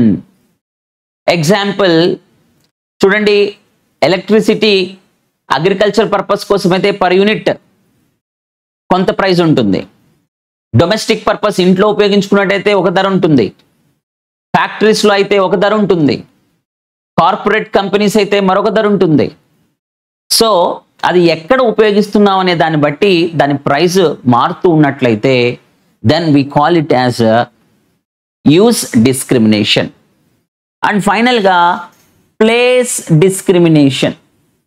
Place discrimination వచ్చేసి మరి ఏరియాని బట్టి, ప్లేస్ని బట్టి మరి ధరలు కనుక మారిపోతూ ఉంటే దాన్ని ప్లేస్ ఆర్ ఏరియా డిస్క్రిమినేషన్ అని మనం పిలుస్తూ ఉంటాం.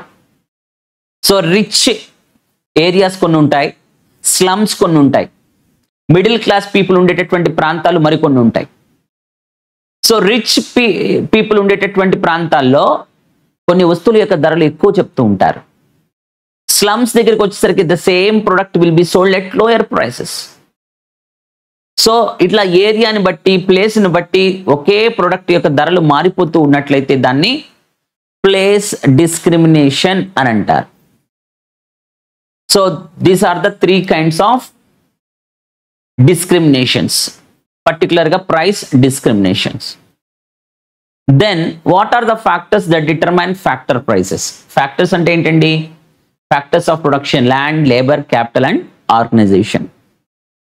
సో ల్యాండ్ యొక్క ప్రైస్ లేదా లేబర్ యొక్క ప్రైస్, క్యాపిటల్ యొక్క ప్రైస్ ఆర్ ఫైనల్గా ఎంట్రప్రీనియర్ స్కిల్స్కి ఉండేటటువంటి ప్రైస్, ఎంటర్ప్రీనియర్స్కి ఉండేటటువంటి ప్రైస్ ఎలా డిసైడ్ చేయబడుతుంది అని చూస్తాం. సో ఈ ఫ్యాక్టర్స్ యొక్క ప్రైజెస్ని డిసైడ్ చేసేటటువంటి ఫ్యాక్టర్స్ ఏంటి అన్నట్టు మనం చూసినట్లయితే it depends on different aspects. So the demand for a factor of production depends on the demand for goods produced by it. ఒక ఫ్యాక్టర్ ఏ వస్తువులు తయారు చేస్తుందో ఆ వస్తువుల యొక్క డిమాండ్ను బట్టి ఆ ఫ్యాక్టర్ యొక్క డిమాండ్ ఉంటుంది. సో ఉదాహరణకు price of the factor concern. Changes in technology, prices of other factors, returns to scale determining its demand. So ఇవన్నీ కూడా ఒక ఫ్యాక్టర్ యొక్క డిమాండ్ని డిసైడ్ చేసేటటువంటి ఫ్యాక్టర్స్. అండ్ ఒక ఫ్యాక్టర్ యొక్క సప్లైని డిటర్మైన్ చేసేటటువంటి ఫ్యాక్టర్స్. పర్టికులర్ ఇక్కడ మనం లేబర్ తీసుకుంటున్నాం. So supply of a factor దేని మీద డిపెండ్ అయి ఉంటుంది? Size of population and its age composition. అలానే mobility of factors of production, efficiency of factors of production, geographical conditions, wages, incomes. So these all are the supply factors that determines the supply of a particular factor. So ఇక్కడ demand ఎట్లా అంటే ఆ వస్తువు ఆ ఫ్యాక్టర్కి ఉండే ప్రైస్ని బట్టి, టెక్నాలజీలో వస్తున్న మార్పులను బట్టి, మిగతా ఫ్యాక్టర్స్ యొక్క ధరలను బట్టి, ఆ ఫ్యాక్టరు ప్రొడ్యూస్ చేస్తున్న లేకపోతే ఎంత ప్రొడ్యూస్ చేస్తుంది అనే దాన్ని బట్టి ఆ ఫ్యాక్టర్కి ఇంపార్టెన్స్ ఉంటుంది. అలానే సేమ్ అదే ఫ్యాక్టరీ యొక్క సప్లై దేని మీద డిపెండ్ అయి ఉంటుంది అని అంటే, సో ఆ ఎకానమీలో ఉన్నటువంటి పాపులేషన్ అండ్ ఇట్స్ కాంపోజిషన్, ఒక ఫ్యాక్టరీ యొక్క మొబిలిటీని బట్టి, సో అది కాన్స్టెంట్గా అక్కడే ఉంటుందా లేదా ఫ్లెక్సిబుల్గా మూవ్ అవుతుందా అనే దాన్ని బట్టి, అలానే ఫ్యాక్టర్ ఆఫ్ ప్రొడక్షన్ ఎఫిషియన్సీని బట్టి కూడా ఉంటుంది. అది ఎంత అవుట్పుట్ని ప్రొడ్యూస్ చేయగలదు, దాని ఎబిలిటీ ఏంటి, దానికి వస్తున్న వేజెస్ ఎంత. నాకు వేజెస్ ఎక్కువ ఇస్తే ఎక్కువ పని చేయడానికి ఇష్టపడతాను, తక్కువ వేజెస్ అంటే కష్టపడటానికి ఇష్టపడరు. సో ఇలా డిఫరెంట్ ఆస్పెక్ట్స్ మీద అది ఆధారపడి ఉంటుంది. అండ్ దెన్ నెక్స్ట్ క్వశ్చన్ వచ్చేసి concepts of quasi rent. Concept of quasi rent. Quasi rent అనేటటువంటి ఈ కాన్సెప్ట్ని కూడా డెవలప్ చేసింది ఆల్ఫ్రెడ్ మార్షల్. ఏంటి క్వాజీ రెంట్ అంటే, సో క్వాజీ రెంట్ అనేటటువంటి ఈ కాన్సెప్ట్లో క్వాజీ అంటే టెంపరరీగా సడన్గా ఆ పర్టికులర్ ఫ్యాక్టర్కి ఇంపార్టెన్స్ లేదా డిమాండ్ పెరిగి, సో దాని యొక్క ప్రైస్ పెరిగిపోతే, ఉదాహరణకు ల్యాండ్ తీసుకుందాం, sudden rise in the rent for a short period. So ఈ క్వాజీ రెంట్ అలానే స్కేర్సిటీ రెంట్ రెండు కూడా ల్యాండ్కి సంబంధించినటువంటివి కాబట్టి మనం ఎగ్జాంపుల్స్ కూడా ల్యాండ్ తీసుకుంటున్నాం. కొన్ని పరిస్థితుల్లో ఒక పల్లెటూరు ఉంది, అక్కడ ఏదో మెడికల్ కాలేజో లేకపోతే ఇంజనీరింగ్ కాలేజో వచ్చి సడన్గా అక్కడికి స్టూడెంట్స్, టీచర్స్, సో వీళ్ళ మీద డిపెండ్ అయ్యేటటువంటి కొంతమంది వ్యక్తులు ఆ ఊరిలో ఇంక్రీజ్ అయిపోయారు. అక్కడే ఇళ్ళు రెంట్కి తీసుకొని మరి ఉండటం జరుగుతుందన్నమాట. సో సడన్గా ఆ ఊర్లో రెంట్స్ ఏమయ్యాయి, హౌసెస్వి ఇంక్రీజ్ అయిపోయాయి. మళ్ళీ కొన్ని సంవత్సరాలు అయిపోయిన తర్వాత వాళ్ళందరూ సొంత ఇల్లు కొనుక్కోవడం లేకపోతే ఇల్లు కట్టించుకోవడం చేశారు. సో మళ్ళీ డిమాండ్ ఏమైపోయింది, నార్మల్ పొజిషన్కి వచ్చేసింది. ఇలా ఏదో ఒక కారణం వల్ల సడన్గా డిమాండ్ పెరిగి కొంతకాలం తర్వాత మళ్ళీ వెంటనే ఆ డిమాండ్ తగ్గిపోయినట్లయితే దాన్నే మనం క్వాజీ రెంట్ అని అంటాం అన్నమాట. So quasi rent refers to the surplus earned over and above the prices of the factor of production. ఒక ఫ్యాక్టర్ నార్మల్గా తాను ఎర్న్ చేస్తున్నటువంటి ఇన్కమ్ కంటే ఓవర్ అండ్ అబోవ్ ఎర్న్ చేయగలిగినటువంటి క్యాపబిలిటీ ఉంటే దాన్నే క్వాజీ రెంట్ అని అంటాం. అయితే ఇది కేవలం షార్ట్ టర్మ్లో మాత్రమే ఉంటుంది, టెంపరీగా మాత్రమే ఉంటుంది. సో మరలా పెరిగినటువంటి రెంట్స్ నార్మల్ పొజిషన్కి వచ్చేస్తాయి. సో ముఖ్యంగా మనం దీన్ని even man made appliances like చిన్న మెషిన్స్ వాటికి కూడా అప్లై చేసుకోవచ్చు. పెళ్ళిళ్ళ సీజన్లో షామియానాకి లేకపోతే కళ్యాణ మండపాలకు, ఫంక్షన్ హాళ్లకు సడన్గా డిమాండ్ పెరిగిపోతుంది, వాటి రెంట్ పెంచేస్తారు. మళ్ళీ ముహూర్తాలు అయిపోయిన తర్వాత యథామామూలుగా వాటి యొక్క ధరలను తగ్గించేస్తారు. సో అలా ఉంటే దాన్నే ఏమంటారంటే క్వాజీ రెంట్ అని అంటాం. సో మనం కనుక డయాగ్రామ్ చూస్తే సో ఇక్కడ మీరు ఇనీషియల్గా ఆర్ నుంచి R1కి మరి రెంట్స్ అనేవి ఇంక్రీజ్ అయ్యాయి డ్యూ టు క్వాంటిటీ, అంటే సడన్గా స్కేర్సిటీ అనేది ఉండటం వల్ల. కానీ ఇది టెంపరీయే, మళ్ళీ యథాస్థానానికి ఈక్విలిబ్రియం. చూడండి, ఫస్ట్ ఈ నుంచి E1కి ఈక్విలిబ్రియం పాయింట్ ఇంక్రీజ్ అయింది, మళ్ళీ అదే స్థానానికి మళ్ళీ రెంట్స్ అనేవి రెడ్యూస్ అయిపోయాయి. కాబట్టి ఈక్విలిబ్రియం పాయింట్ కూడా మళ్ళీ యథాస్థానానికి వచ్చేసింది. సో దీన్నే ఏమంటామనంటే క్వాజీ రెంట్ అంటాం. ఇది కేవలం షార్ట్ పీరియడ్లో ఉంటుంది, లాంగ్ పీరియడ్లో ఉండదు. నెక్స్ట్ క్వశ్చన్ వచ్చేసి the concept of scarcity rent. So ఈ స్కేర్సిటీ రెంట్ని కూడా డెవలప్ చేసింది ఎవరు అంటే professor Alfred Marshall. So he has introduced this concept. So ఈ కాన్సెప్ట్ ఏంటి అని అంటే ల్యాండ్ యొక్క సప్లై ఇన్ఎలాస్టిక్, అంటే దాని యొక్క సప్లైని మనం ఏమాత్రం కూడా ఇంక్రీజ్ చేయలేం. అండ్ పాపులేషన్ రోజు రోజుకి ఇంక్రీజ్ అవుతుంది, వాళ్ళ యొక్క అవసరత ల్యాండ్ మీద ఇంక్రీజ్ అవుతుంది. సో ల్యాండ్ ఫర్ కల్టివేషన్ ఏమవుతుందనంటే డిక్లైన్ అవుతుంది. On the other side the demand for land is increasing day by day. So ప్రతిరోజు కూడా ల్యాండ్ యొక్క డిమాండ్ అనేది పెరుగుతుంది, కానీ సప్లై మాత్రం కాన్స్టెంట్గా ఉంది. సో ఈ డిమాండ్ రోజు రోజుకి ఇంక్రీజ్ అవటం వలన ఏదైతే స్కేర్సిటీ ఉండటం వల్ల ల్యాండ్ సప్లై స్టేబుల్గా ఉండటం, అది ఇంక్రీజ్ అవ్వకపోవటం, సప్లై ఇంక్రీజ్ అవ్వకపోవటం వల్ల ఏదైతే కొరతగా ఉందో రోజు రోజుకు కొరతగా మారుతుందో భూమి. సో మన అవసరాలు ల్యాండ్ కోసం ఇంక్రీజ్ అవుతున్న కొద్దీ సప్లై ఆఫ్ ల్యాండ్ ఏమవుతుందనంటే డిక్లైన్ అవుతూ వస్తుందన్నమాట. So the supply of land is inelastic and fixed. If there is any increase in the population, demand for land increases, resulting in a rise in price. So ఎప్పుడైతే land యొక్క supply కాన్స్టెంట్గా ఉండి రోజు రోజుకి demand అనేది increase అవుతుందో, అలా increase అయిన ప్రతిసారి ల్యాండ్ యొక్క ప్రైస్ కూడా ఏమవుతుందంట ఇంక్రీజ్ అవుతుంది. So the surplus earned by land, so above its price is known as scarcity rent. ఈ స్కేర్సిటీ రెంట్ ని మనం ఈ డయాగ్రామ్ లో క్లియర్ గా అర్థం చేసుకోవచ్చు. సో ఈ ఎల్ అనేది సప్లై ఆఫ్ ల్యాండ్ ని మరి ఇండికేట్ చేస్తుంది. అలానే R is the rent for land. So demand curve మనం చూడొచ్చు, left to right downward sloping curve. So population increase అయ్యే కొద్దీ డిమాండ్ ఫర్ ల్యాండ్ ఇంక్రీజ్ అవుతుంది. డిమాండ్ ఫర్ ల్యాండ్ ఇంక్రీజ్ అయ్యే కొద్దీ సో దాని సప్లైని పెంచలేం కాబట్టి దాని యొక్క ప్రైస్ ఏమవుతుంది, రెంట్ ఏమవుతుంది అంటే ప్రతిరోజు కూడా మరి ఇంక్రీజ్ అవుతూనే ఉంటుంది. సో ఈ డయాగ్రామ్ని మనం కనుక క్లియర్గా అబ్జర్వ్ చేస్తే సప్లై ఆఫ్ ల్యాండ్ అనేది ఒక straight line which is parallel to Y axis. Demand curve general demand curve లాగే left to right downward slope. So demand పెరిగే కొద్దీ రెంట్ ఇంక్రీజ్ అవటం from R to R1, R1 to R2 increase అవటం మనం ఈ diagram లో clear గా చూడొచ్చు. So in the diagram supply and demand for land are shown on X axis and Y axis.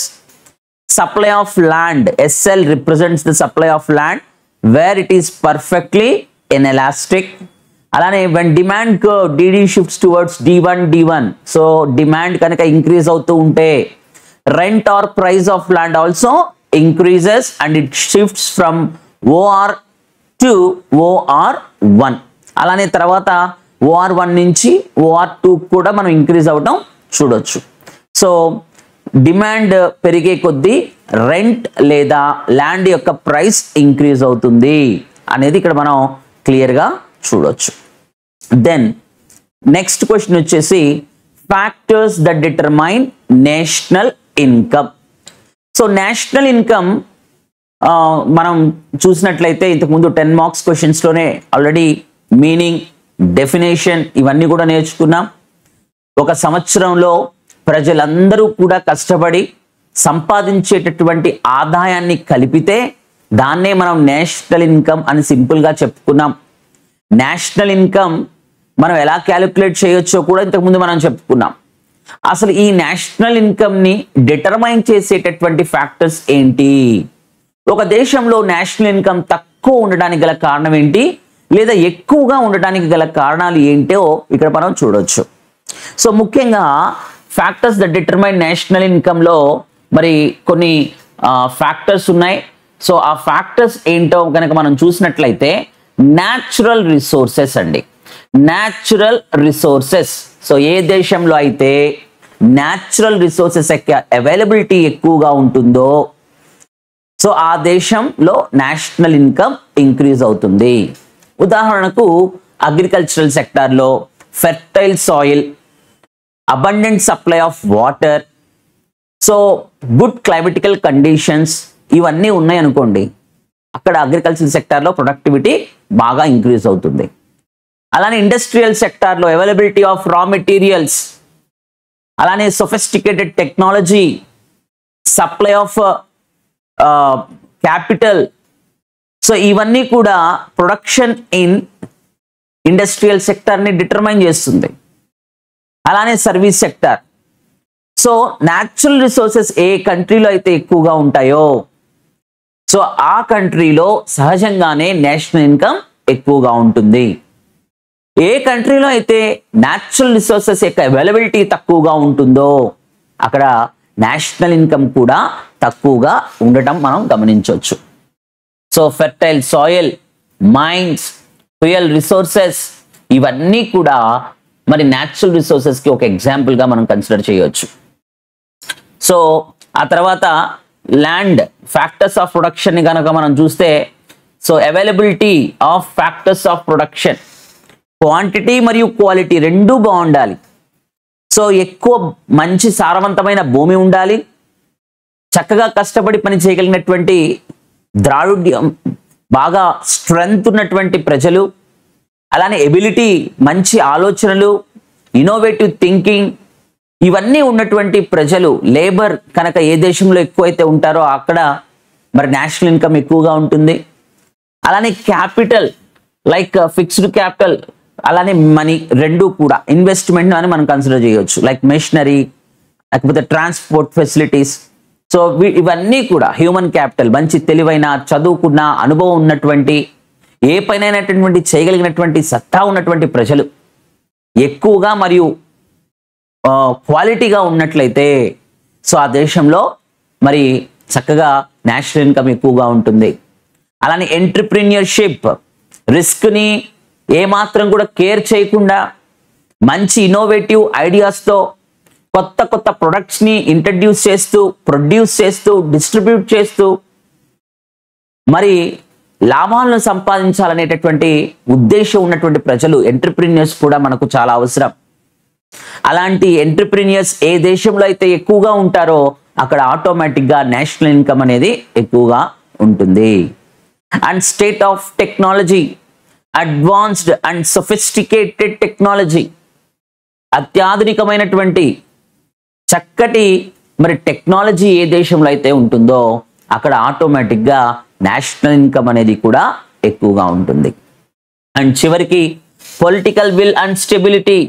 So political will, so ఏ దేశంలో అయితే మరి రాజకీయాలు, ముఖ్యంగా ఏ ప్రభుత్వాలు కంటిన్యూగా ఉండగలుగుతాయో, అంటే ఏదో ఒక ప్రభుత్వం ఒక 5 సంవత్సరాలు ఉండి మరలా వెంటనే మరొక ప్రభుత్వం, మరొక పార్టీ రూలింగ్లోకి వచ్చిందనుకోండి, సో ఒకళ్ళు చేసినటువంటి అభివృద్ధిని వేరే వాళ్ళు అక్కడే ఆపేసి వాళ్ళు చేసిందే అభివృద్ధిని ముందుకు తీసుకుని వెళ్తూ ఉంటారు.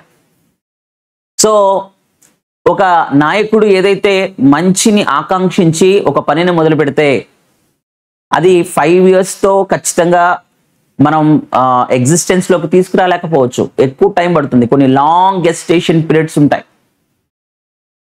కానీ వేరే ప్రభుత్వం, వేరే పార్టీ కనుక రూలింగ్లోకి వచ్చేస్తే ఇంతకు ముందు ఉన్నటువంటి నాయకుడు ఏదైతే చేశాడో దాన్ని కొనసాగించరు, దాన్ని అక్కడితో ఆపేస్తారు, దానికి నిధులు కేటాయించరు. సో అందుకనే ప్రజలు ఒక ప్రభుత్వాన్ని ఎన్నుకునేటం ఎంత ముఖ్యమో ఆ ప్రభుత్వాన్ని కొన్ని సంవత్సరాల పాటు 2 లేదా 3 టర్మ్స్ని కంటిన్యూగా వాళ్ళనే రూలింగ్లో ఉంచడం కూడా చాలా ముఖ్యం. స్థిరమైన ప్రభుత్వాలు కావాలి, మంచి చేసే ప్రభుత్వాలు కావాలి, ప్రజలకు శ్రేయస్సును తీసుకొచ్చేటటువంటి ప్రభుత్వాలు కావాలి. అలాంటి ప్రభుత్వాలు ఉన్న దేశాల్లో మన నేషనల్ ఇన్కమ్ అనేది ఎక్కువగా ఉంటుంది. మిగతా దేశాల్లో నేషనల్ ఇన్కమ్ అనేది తక్కువగా ఉండటం కూడా మనం గమనించవచ్చు. So these are the factors that determine national income. And next question వచ్చేసి national income at factor cost. Factors మనం ఇంతకుముందు కూడా చాలా క్లియర్గా చెప్పుకున్నాం. ఇది కాన్సెప్ట్స్ ఆఫ్ నేషనల్ ఇన్కమ్ లో 4th పాయింట్. సో ఫ్యాక్టర్స్ అంటే ఏం చెప్పుకున్నాం? there are 4 important factors of production in any country. They are land, labor, capital and organization. ఈ 4 లేకపోతే మనం దేనిని కూడా ఉత్పత్తి చేయలేం. సో ఒక దేశం యొక్క అభివృద్ధికి నేషనల్ ఇన్కమ్ ని జనరేట్ చేయడానికి, నేషనల్ అవుట్పుట్ ని ప్రొడ్యూస్ చేయగలటానికి మనకి ఫ్యాక్టర్స్ ఆఫ్ ప్రొడక్షన్ అనేవాళ్ళు చాలా చాలా అవసరం. ఈ ఫ్యాక్టర్స్ ఆఫ్ ప్రొడక్షన్ మనం ఎప్పుడైతే ఎంప్లాయ్ చేసుకుంటామో ఇన్ రిటర్న్ వాళ్లకు పే చేసేటటువంటి ఇన్కమ్స్ నే ఇక్కడ ఫ్యాక్టర్ కాస్ట్ అని అంటున్నాం. ఫ్యాక్టర్స్ కి అయ్యేటటువంటి ఖర్చుని ఫ్యాక్టర్ కాస్ట్. సో ల్యాండ్ కి రెంట్, లేబర్ కి వేజెస్, క్యాపిటల్ కి ఇంట్రెస్ట్, ఆర్గనైజేషన్ కి ప్రాఫిట్స్ ఆర్ లాసెస్, ఇవన్నీ కూడా ఇన్కమ్స్. సో ఈ ఫ్యాక్టర్స్ ఆఫ్ ప్రొడక్షన్ ఎర్నింగ్ ఏదైతే చేస్తున్నాయో total rent plus total wages plus total interest and total profits is equal to national income at factor cost. So factors కి వచ్చేటటువంటి ఆదాయాలన్నిటినీ కూడా మనం సమప్ చేస్తే వచ్చేటటువంటి వాల్యూని national income at factor cost అని అంటాం. So national income or net national product at factor cost. National income నే మనం ఇక్కడ net national product at factor cost అని కూడా అనవచ్చు. It is the total income received by 4 factors of production in the form of rent for land, wages for labor, interest for capital and profits for organization. So in an economy during a given period of time, usually that is 1 year, ఒక సంవత్సరం పాటు వీళ్ళు సంపాదించేటటువంటి ఆదాయాలను కలిపితే వచ్చేదే national income at factor cost. So దీంట్లో ఇంతకు ముందే మనం చెప్పుకున్నట్లు గవర్నమెంట్ సబ్సిడీస్ ఇస్తూ ఉంటుంది, అలానే మనం ట్యాక్సెస్ కడుతూ ఉంటాం. సో మనం కట్టేటటువంటి వాటిని మనం మరి మైనస్ చేసేసి ప్రభుత్వం వాళ్ళు మనకి ఇచ్చినటువంటి వాటిని మనం యాడ్ చేసుకోవాలి. So national income at factor cost is equal to NNP at market price plus subsidies. So ప్రజలకు ప్రభుత్వం రకరకాలుగా సబ్సిడీస్ ఇస్తుంది, వాటిని యాడ్ చేయాలి. మరి ఈ సంస్థలు ప్రభుత్వానికి ఇండైరెక్ట్ ట్యాక్సెస్ పే చేస్తారు, దాన్ని మైనస్ చేయాలి. అలానే profits owned by the government entrepreneurs like Indian railways, ONGC, HPCL ఇలాంటి అనేకమైనటువంటి ప్రభుత్వ రంగ సంస్థలు ఏదైతే ఎర్న్ చేశాయో అది కూడా ప్రభుత్వానికి వెళుతుంది. దాన్ని కూడా మైనస్ చేస్తే వచ్చినటువంటి వాల్యూని మనం ఏమంటామంటే net national product at factor cost అని కానీ national income at factor cost అని కానీ మనం కన్సిడర్ చేస్తాం. Then supply creates its own demand. Comment on the statement. So supply creates its own. Classical theory of employment లో J B Say అనేటటువంటి ఒక economist advocate చేసినటువంటి ఒక important and most popular statement ఏంటంటే supply creates its own demand. Supply మనం కనుక చేస్తే ఆ సప్లై చేసినటువంటి వస్తువులు తమకు తాముగా డిమాండ్ ని క్రియేట్ చేసుకుంటాయి అని చెప్పడమే supply creates in it's own demand. So it is one of the famous law of markets propounded by J.B. Say. J.B. Say states that supply creates its own demand. This is generally interpreted as supply is always equals to its demand. Supply అనేది ఎప్పుడు కూడా demand కి equal గా ఉంటుంది. ఎప్పుడు కూడా over production ఉండదు లేదా అండర్ ప్రొడక్షన్ ఉండదు. మనం ఉత్పత్తి చేసుకుంటూ వెళితే దానంతట అదే డిమాండ్ అనేది ఆ వస్తువులకు క్రియేట్ అయిపోతుంది. So S is equal to D అని మనం చాలా క్లియర్గా చెప్పవచ్చు. ఇది ఎవరి ప్రకారం అండి? క్లాసికల్ థియరీ, క్లాసికల్ ఎకానమిస్ట్ ప్రకారంగా. So when ever additional output is produced in the economy, ఎప్పుడైతే అదనంగా ఉత్పత్తి చేయబడుతుందో కొంత సామాగ్రి, అలా చేయబడినటువంటి దానికి సో అలా అవుట్పుట్ని ఇంక్రీజ్ చేయాలంటే ఖచ్చితంగా మనం వేరియబుల్ ఫ్యాక్టర్స్ని ఇంక్రీజ్ చేయాలి. లైక్ లేబర్ని ఇంక్రీజ్ చేయాలి. లేబర్ని ఇంక్రీజ్ చేసామనుకోండి, మరి వాళ్ళకి ఇన్కమ్స్ జనరేట్ అవుతాయి. కొత్తగా ఎంప్లాయ్ అయినటువంటి ఎంప్లాయీస్కి ఇన్కమ్స్ వస్తాయి. వాళ్ళ పర్చేసింగ్ కెపాసిటీ పెరుగుతుంది. సో అలా సో ఎవరికైతే పర్చేసింగ్ కెపాసిటీ ఇంక్రీజ్ అవుతుందో వాళ్ళందరూ కూడా కొత్తగా ఉత్పత్తి చేసినటువంటి అవుట్పుట్ని పర్చేస్ చేసేస్తారు. సో అదనంగా ఉత్పత్తి చేయబడినటువంటి అవుట్పుట్ అలా మిగిలిపోదు. సో ఎకానమీ ఫర్దర్గా గ్రో అవటానికి, డెవలప్ అవటానికి ఖచ్చితంగా మనం ప్రతిసారి అవుట్పుట్ని ఇంక్రీజ్ చేయాల్సినటువంటి అవసరం ఉంటుంది. ఇంక్రీజ్ అయినటువంటి అవుట్పుట్ ప్రాబ్లమ్స్ని క్రియేట్ చేస్తుందేమో అని భయపడాల్సిన అవసరం లేదు. ఎందుకంటే మనం ఎంతైతే సప్లై చేసామో దానికి అనుగుణమైనటువంటి పర్చేసింగ్ కెపాసిటీ పీపుల్కి ఇంక్రీజ్ అయ్యి ఈ అదనంగా ఉత్పత్తి చేసినటువంటి వస్తువులను వాళ్ళు చక్కగా కొనేస్తారు. అందుకనే we always says that S is equal to D. So whenever additional output is produced in the economy, the factors of production which participates in the process of production earn incomes in the form of rent, wages, interest and profit. So the total income so generated is equivalent to the total value of additional output produced. So వీళ్ళందరూ కొనింది ఎంత అంటే ఎంతైతే ఉత్పత్తి చేయబడిందో దాని వాల్యూకి equal కాబట్టి such income creates additional demand necessary for the sale of the additional output. Therefore the question of the additional output not being sold does not arise. ఎవరు కొనరు, మిగిలిపోతాయి అనేటువంటి భయమే అవసరం లేదు. Hence supply creates its demand or supply always equals to its demand అని మనం conclude చేయొచ్చు. This is according to classical theory. But great depression టైంలో దీంట్లో కొన్ని సమస్యలు వచ్చాయి అండ్ దీన్ని అధిగమిస్తూ జేఎం కీన్స్ తన ఇన్కమ్ అవుట్పుట్ అండ్ ఎంప్లాయ్మెంట్ థియరీని డెవలప్ చేశారు. సో అది then what are the sources of public revenue? Sources of public revenue. Public revenue అంటే revenue of the government. So ఒక సంవత్సరం పాటు ఒక గవర్నమెంట్ ఏ ఏ మార్గాల ద్వారా అయితే డబ్బుని ఆర్జించగలుగుతుందో, సో ప్రభుత్వం చేత సంపాదించబడినటువంటి ఆదాయాన్ని మనం ఏమనొచ్చు అనంటే పబ్లిక్ రెవెన్యూ. సింపుల్గా revenue received by the government, revenue received by the government from different sources is called public revenue.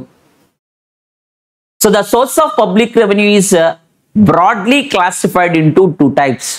They are tax revenue and second one is non-tax revenue. ప్రభుత్వానికి వచ్చేటటువంటి ఆదాయం రెండు రకాలు. ఒకటి ట్యాక్సెస్ ద్వారా, మరొకటి నాన్ ట్యాక్సెస్ ద్వారా వచ్చేటటువంటి ఆదాయం. ముందు ట్యాక్స్ రెవెన్యూస్ చూద్దాం, ఆ తర్వాత నాన్ ట్యాక్స్ రెవెన్యూస్ చూద్దాం. So first one tax revenue. So revenue received through collection of taxes. ప్రజల వద్ద దగ్గర నుంచి పన్నులు కట్టించుకోవటం ద్వారా వచ్చినటువంటి ఆదాయాన్ని మనం ట్యాక్స్ రెవెన్యూ అంటాం. Tax revenues are divided into two categories. They are direct taxes and indirect taxes. వీటన్నిటిని రీప్లేస్ చేస్తూ goods and service taxes GST అనేవి మనకి ఇప్పుడు రావటం జరిగింది. However direct taxes on income and expenditure, మనం సంపాదిస్తున్నటువంటి ఆదాయం లేదా మనం చేస్తున్నటువంటి ఖర్చు మీద వేసేటటువంటి taxes like personal income tax, corporate tax, interest tax ఇలాంటివి. అలానే tax on property and capital, మనకున్నటువంటి ఆస్తిపాస్తుల మీద వేసేటటువంటి పన్నులు. So wealth tax, gift tax, estate duty ఇలాంటివి. సో గిఫ్ట్ ట్యాక్స్ అంటే ఎవరికన్నా గిఫ్ట్, లైక్ మనం క్రికెట్ మ్యాచెస్లో చూస్తూ ఉంటాం. So man of the match కి బైక్ ఇవ్వటమో, కార్ ఇవ్వటమో, సో అలా ఎవరికైనా గిఫ్ట్లు ఇచ్చుకోవచ్చు. అలా గిఫ్ట్స్ ఇచ్చేటప్పుడు కూడా, తీసుకునేటప్పుడు కూడా ట్యాక్సెస్ కనుక పే చేస్తూ ఉంటే దాన్ని గిఫ్ట్ ట్యాక్సెస్ అంటాం. అండ్ ఇండైరెక్ట్ ట్యాక్సెస్, మనం కొంటున్నటువంటి వస్తువుల మీద, సర్వీసెస్ మీద వేసేటటువంటి ట్యాక్సెస్ ని ఇండైరెక్ట్ ట్యాక్సెస్ అంటాం. డైరెక్ట్ ట్యాక్స్ ఎవరైతే ఇన్కమ్ ని ఎర్న్ చేస్తున్నారో, అసెట్స్ ఉన్నాయో, లేకపోతే ఎవరైతే ఖర్చు పెడుతున్నారో ఆ వ్యక్తి మీద నేరుగా వేసేటటువంటి ట్యాక్సెస్ ని డైరెక్ట్ ట్యాక్సెస్ అంటాం. ఎవరి మీద అయితే ట్యాక్స్ ఇంపోజ్ చేయబడిందో వాళ్ళే ఆ ట్యాక్సెస్ ని కట్టాలి. సో ఎంత ట్యాక్స్ కడుతున్నాం, దేనికో, ఏ పర్పస్ మీద ట్యాక్స్ పే చేస్తున్నాం అనేది మరి ట్యాక్స్ పేయర్ కి మరి గవర్నమెంట్ వాళ్ళు తెలియజేయడం జరుగుతుంది. అండ్ ట్యాక్స్ కట్టడానికి కొంత టైం ఇస్తారు వాళ్ళకి. సో పలానా తారీఖు లోపల మీరు ట్యాక్స్ కట్టండి అని చెప్తే అవన్నీ కూడా డైరెక్ట్ ట్యాక్సెసే. కానీ ఇండైరెక్ట్ ట్యాక్సెస్ లో మనం కొంటున్నటువంటి వస్తువులు లేదా సర్వీసెస్ మీద ఇంపోజ్ చేసేటటువంటివి. సో ఇవి మన వస్తువులు కొంటున్నప్పుడు దీంట్లో ట్యాక్స్ ఎంత అంటే మనకు తెలియదు. ఇన్క్లూడింగ్ ఆఫ్ ఆల్ ట్యాక్సెస్ అని దాని మీద ఉంటుంది. సో ఎంత ట్యాక్స్ కడుతున్నామో మనకు తెలియదు. సో మన మీద ఇంపోజ్ చేసిన, అంటే వస్తువు కొనేటప్పుడే వెంటనే ట్యాక్సెస్ పే చేయాలి, దీనికి టైం అంటూ ఉండదు. సో ఈ ట్యాక్సెస్ అనేది ఒకరి దగ్గర నుంచి ఒకరికి ట్యాక్స్ బర్డెన్ అనేది షిఫ్ట్ అవుతా ఉంటుంది. ఉదాహరణకు ఫస్ట్ ప్రొడ్యూసర్ మీద ఈ ట్యాక్సెస్ గవర్నమెంట్ ఇంపోజ్ చేస్తారు, ఆయన డిస్ట్రిబ్యూటర్ మీద షిఫ్ట్ చేస్తాడు ఈ ట్యాక్స్ బర్డెన్ ని. డిస్ట్రిబ్యూటర్ హోల్సేలర్ మీద, హోల్సేలర్ రిటైలర్ మీద, రిటైలర్ కన్స్యూమర్ మీద, ఫైనల్ గా ఎవరైతే ఈ గూడ్ ని లేదా సర్వీస్ ని పర్చేస్ చేస్తున్నారో వాళ్ళు ఎంత కడుతున్నామో తెలియకుండా కట్టేస్తుంటారు, వెంటనే కట్టేస్తుంటారు. అలాంటి ట్యాక్సెస్ మనం ఏమంటామనంటే ఇండైరెక్ట్ ట్యాక్సెస్ అని అంటాం. And then second type, non tax revenues. So government receives revenue from sources other than taxes. Taxes మాత్రమే కాకుండా వేరే కొన్ని సోర్సెస్ కూడా ప్రభుత్వానికి ఉంటాయి. అలాంటి ట్యాక్సెస్ మనం ఏమంటామంటే నాన్ ట్యాక్స్ రెవెన్యూస్ అని అంటాం. Like administrative revenue, administration. ప్రభుత్వాలు రకరకాల పరిపాలన కోసం విధించేటటువంటి కొన్ని అడ్మినిస్ట్రేటివ్ ఫీజెస్ ఉంటాయి. Government receives money from certain administrative services like licence fee, tuition fee, penalties. ఎక్కడైనా మనం ట్రాఫిక్ లో హెల్మెట్ పెట్టుకోకుండా మనం ప్రయాణం చేస్తున్నాం అనుకోండి, ట్రాఫిక్ పోలీసులు ఆపేస్తారు, ఫైన్ వేస్తారు, పెనాల్టీలు వేస్తారు. సో అలాంటి వాటిని మరి పెనాల్టీస్ అని అంటూ ఉంటాం. సో అడ్మినిస్ట్రేషన్ రెవెన్యూలో అదొక భాగం.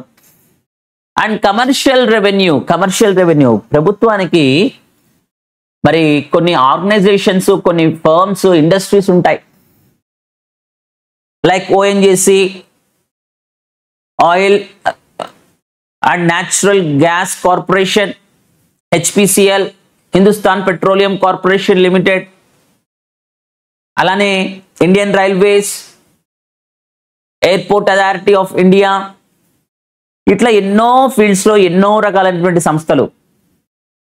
సో వాటికి వచ్చినటువంటి లాభాన్ని కూడా ప్రభుత్వం మరి ఆదాయంగా చూస్తుంది. దాన్ని ఏమంటారంటే ప్రభుత్వ రంగ సంస్థల ద్వారా వాళ్ళు ఎర్న్ చేసినటువంటి ఇన్కమ్ ని కమర్షియల్ రెవెన్యూస్ అని అంటారు. Bharat Sanchar Nigam limited, BSNL, oil corporation, Indian oil corporation, ఇలా ఎన్నో సంస్థలు ప్రభుత్వానికి ఉన్నాయి. వాటి నుంచి వచ్చేటటువంటి ఆదాయాన్ని కమర్షియల్ రెవెన్యూ అంటారు. అండ్ ఇంకా గవర్నమెంట్ లోన్స్ తెచ్చుకుంటుంది, అప్పు చేస్తూ ఉంటుంది వేరే ప్రభుత్వాల దగ్గర నుంచి, కానీ వేరే దేశ ప్రభుత్వాల దగ్గర నుంచి, లేదా international financial organisation like IMF, IBRD, ఇలాంటి సంస్థల దగ్గర నుంచి తెచ్చుకునేటటువంటి లోన్స్ అండ్ అడ్వాన్సెస్, అది కూడా రెవెన్యూగా చూపిస్తూ ఉంటారు. సో మోడర్న్ గవర్నమెంట్స్ లోన్స్ తీసుకోవడం అనేది చాలా కామన్ విషయం. సో లోన్స్ తీసుకుంటారు, ఎకనామిక్ డెవలప్మెంట్ కోసం వాటిని ఉపయోగిస్తారు, తిరిగి ఇంట్రెస్ట్ తో పాటు వాటిని రీపే చేస్తూ ఉంటారు. అండ్ లాస్ట్ గా గ్రాంట్స్ ఇన్ ఎయిడ్. సో అత్యవసర పరిస్థితుల్లో, అవసరం ఉన్నప్పుడు వేరే దేశం వాళ్ళు మనకు ఉచితంగా, without the obligation of prepayment, తిరిగి చెల్లించాల్సిన అవసరం లేకుండా మెటీరియల్స్ కానీ మనీ రూపంలో కానీ మనకు గనక గ్రాంట్ ఇస్తే దాన్నే గ్రాంట్స్ ఇన్ ఎయిడ్. అత్యవసర పరిస్థితుల్లో భూకంపాలు వచ్చినప్పుడు, న్యాచురల్ కెలామిటీస్ జరిగినప్పుడు, సునామీ, వార్స్ టైంలో కూడా హెల్ప్ చేయొచ్చు. సో వేరే దేశ ప్రజలు మనకేదన్నా సమస్య ఉన్నప్పుడు మనల్ని ఆదుకోవటానికి, మనల్ని సపోర్ట్ చేయటానికి ఇచ్చేటటువంటి గ్రాంట్స్నే గ్రాంట్స్ ఇన్ ఎయిడ్ అని అంటాం. దీంట్లో జనరల్ గ్రాంట్స్ అని సాధారణంగా ఇస్తూ ఉంటారు. స్పెసిఫిక్ గ్రాంట్ ఒక పర్టికులర్ పర్పస్ కోసం ఇచ్చేటటువంటి దాన్ని స్పెసిఫిక్ గ్రాంట్స్ అని కూడా అంటూ ఉంటారన్నమాట. అండ్ దెన్ రెవెన్యూ చూసాం. అలానే list out various items of public expenditure. So what is public expenditure?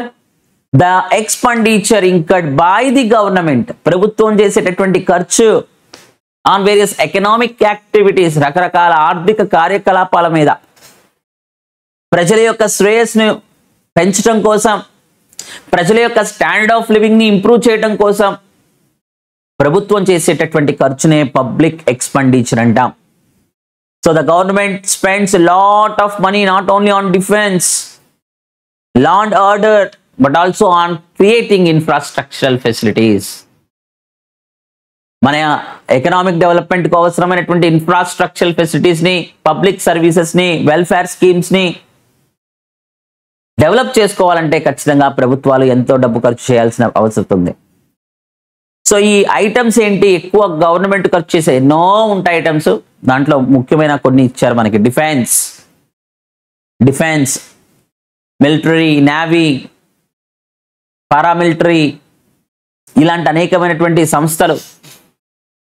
So వేరే దేశాల నుంచి, మన శత్రు దేశాల నుంచి మనల్ని దేశాన్ని మనం కాపాడుకోవడం కోసం, భద్రపరచుకోవడం కోసం డిఫెన్స్ అనేది చాలా ఇంపార్టెంట్. డిఫెన్స్ మీద చాలా డబ్బు ఖర్చు పెడుతుంది government of India. Internal security like పోలీస్లో కూడా రకరకాలు, ట్రాఫిక్ పోలీస్, సివిల్, అలానే రిజర్వ్డ్ ఆర్మ్స్, ఇలా. అలానే economic services like agriculture, industry, power, transport, communications, science and technology. So ఇవన్నీ కూడా ఎకనామిక్ సర్వీసెస్, వాటి మీద డబ్బులు ఖర్చు పెడుతూ ఉంటుంది. సోషల్ సర్వీసెస్, సామాజిక పరమైనటువంటి కొన్ని సేవలు, ఎడ్యుకేషన్, హెల్త్, బ్రాడ్కాస్టింగ్. సో ప్రజలకు కొన్ని ఎంటర్టైన్మెంట్ కూడా ఉండాలండి. అప్పుడప్పుడు ఒక సినిమా అని, లేకపోతే పార్కుకు వెళ్ళటం, ఒక ఎగ్జిబిషన్కి వెళ్ళటం, షాపింగ్లో వెళ్ళటం, entertainment. Other general services, organs of state, judiciary, executive, అలానే ట్యాక్స్ కలెక్షన్, ఎక్స్టర్నల్ అఫైర్స్, ఇవన్నీ కూడా. అలానే ఎంతో మందికి పెన్షన్స్ పే చేస్తూ ఉంటుంది. Old age pensions, widow pensions, family pensions, scholarships, subsidies ఇస్తూ ఉంటుంది గవర్నమెంట్. తక్కువ ధరకి, వాస్తవానికి ఖరీదైనటువంటి వస్తువులను తక్కువ ధరకి అవసరమైన వాళ్ళకి ఇవ్వటం, వాళ్ళు కొనుక్కోలేరు కాబట్టి. Grants to state governments, grants to foreign governments, loans to state government, loans to public enterprises, loans to foreign governments. కొన్నిసార్లు మనం వేరే వాళ్ళకి ఇస్తూ ఉంటాం. రీపేమెంట్ ఆఫ్ లోన్స్, ఇంట్రెస్ట్తో సహా పే చేయాలి మనం తీసుకున్న అప్పులు. అలానే assistance to the states on natural calamities. కేంద్ర ప్రభుత్వం, రాష్ట్ర ప్రభుత్వాలకు సహాయం చేయాలా అవసరంలో. State the objectives of central bank. Central bank యొక్క ఆబ్జెక్టివ్స్. Central bank is nothing but reserve bank of India. Just 5 lakhs share క్యాపిటల్తో 1930s మరి ఒక ప్రైవేట్ ఇన్వెస్ట్మెంట్ ద్వారా మరి రిజర్వ్ బ్యాంక్ ఆఫ్ ఇండియాని ఎస్టాబ్లిష్ చేయడం జరిగింది. తర్వాత నేషనలైజ్ చేయడం జరిగింది. సో రిజర్వ్ బ్యాంక్ అనేది మరి మనీ సర్క్యులేషన్కి, మనీ స్టెబిలిటీకి మరి ఎంతగానో మరి మన దేశాన్ని ప్రొటెక్ట్ చేయడానికి మరి రకరకాలుగా ఆబ్జెక్టివ్స్ని కలిగి ఉంది. సో మెయిన్ ఆబ్జెక్టివ్స్ ఏంటట, regulating the issue of currency notes. Issue of currency notes, ఎంత డబ్బులు ప్రింట్ చేయాలి, ఏ డినామినేషన్స్ లో ఉండాలి, ఎంత సప్లై ఉండాలి, ఎప్పుడెప్పుడు సప్లైని కంట్రోల్ చేయాలి, సప్లైని ఎప్పుడు ఇంక్రీజ్ చేయాలి, దేశంలో మోనిటరీ ఆర్థిక పరమైన ముఖ్యంగా డబ్బు పరమైనటువంటి స్థిరత్వాన్ని ఎలా పెంపొందించాలి, క్రెడిట్ సిస్టమ్ని కంట్రోల్ చేయడం, దేశంలో ఉన్నటువంటి అన్ని కమర్షియల్ బ్యాంక్స్కి గైడెన్స్ని ప్రొవైడ్ చేయడం, దేశం మొత్తానికి యూనిక్ ఆర్ యూనిఫామ్ క్రెడిట్ పాలసీని ఇంప్లిమెంట్ చేయడం, regulating the issue of currency notes, achieving the monetary stability in the economy, controlling the credit system, providing guidance to the commercial banks, and implementing uniform credit policy throughout the country. These are the important objectives of a Reserve Bank of India, which is also known as Central Bank of India. And state the types of inflation. పదే పదే విపరీతంగా ధరలు పెరిగిపోతూ ఉంటే, ధరలు పెరిగిన ప్రతిసారి పేదవాడిని భయపెడుతూ ఉంటే, ధరలు పెరుగుతూ ఉంటే ప్రజల యొక్క స్టాండర్డ్ ఆఫ్ లివింగ్ తగ్గిపోతుంది, వాళ్ళ పర్చేసింగ్ కెపాసిటీ తగ్గిపోతుంది, వాళ్ళకి అవసరం ఉన్న వస్తువులన్నీ వాళ్ళు కొనుక్కోలేరు, వాళ్ళ వాంట్స్ అన్నిటిని వాళ్ళు సాటిస్ఫై చేసుకోలేరు. సో ఇన్ఫ్లేషన్ అనేది చాలా భయంకరమైనటువంటి సమస్య. So the persistent and appreciable rise in general price levels over a period of time is known as inflation. So the rate of the inflation is of different kinds. It is mainly classified into two types based on rate of inflation and causes of inflation. Rate of inflation ni base cheskoni inflation 4 రకాలుగా విభజించబడింది. దాంట్లో మొట్టమొదటిది ఏంటంటే creeping inflation అని అంటారు. Creeping inflation, ప్రాకుతున్న. చాలా పసిపిల్లలు, సంవత్సరం లోపల పిల్లలు 7-8 నెలల తర్వాత పాకటం మొదలు పెడతారు, స్లోగా పాకుతూ ఉంటారు. So if the rate of inflation is less than 2%, then we call it as creeping inflation. So ikkada inflation, it doesn't increase more than 3%. రెండవది ఏంటంటే వాకింగ్ ఇన్ఫ్లేషన్. వాకింగ్, సంవత్సరం నిండిన పిల్లలు ఖచ్చితంగా నడుస్తూ ఉంటారు 2 సంవత్సరాల లోపల. So if the rate of inflation is in between 2 to 4%, then we call it as walking inflation. Third one, running inflation, పరిగెడుతున్నా, చాలా వేగంగా పోతున్నది. If the rate of inflation is more than 4% and less than 10%, then we call it as running inflation. ఇది ఎకానమీకి కొంతమేర harmful అండి. And fourth one, galloping లేదా hyper inflation. Hyper, చాలా వేగవంతమైన. గ్యాలోపింగ్, దూకుతున్నా, రాకటం కాదు, నడవటం కాదు, పరిగెత్తటం కాదు, దూకుతుంది ఏకంగా. If the rate of inflation is more than 10%, then we call it as hyper or galloping inflation, which deteriorates the growth and development of a country. And based on the cause of inflation, inflation is classified into 2 types. They are demand pull inflation and cost push inflation. ఎప్పుడైతే వస్తువులు తక్కువగా ఉండి కొనేవాళ్ళు ఎక్కువగా ఉంటారో, inflation caused by the increase in aggregate demand and because of scarcity of various goods and services, then that kind of inflation is known as demand pull inflation. అలానే second one, cost push inflation. Cost of production పెరగడం వల్ల, factors of production like land, labour, capital, organisation, raw material వీటి యొక్క prices increase అవటం వల్ల వాటి యొక్క ధరలు కనుక పెరిగినట్లయితే then we call it as cost push inflation. ఇంత భయంకరంగా ఉండేటటువంటి ఇన్ఫ్లేషన్ ని కంట్రోల్ చేయాలంటే ఖచ్చితంగా మనకు మెషర్స్ ఉండాలి. సో ఏంటంట అంటే ఆ మెజర్స్, ఇన్ఫ్లేషన్ అంటే ఇప్పుడే మనం చెప్పుకున్నాం, the persistent and appreciable rise in the general price level over a period of time is known as inflations. So the government of India has taken many steps in order to control the inflation.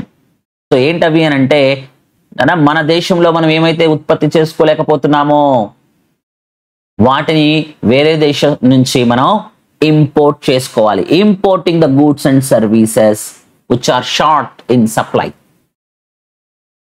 And రెండవది rationing and quota. ఇష్టం వచ్చినన్ని కొనేయటం కాదు, ఒక ఫ్యామిలీకి ఇంత అని ఒక fixed quantity క్వాటాని మనం అమ్మటం ద్వారా కూడా కొంతమేర మన ఇన్ఫ్లేషన్ని కంట్రోల్ చేయొచ్చు.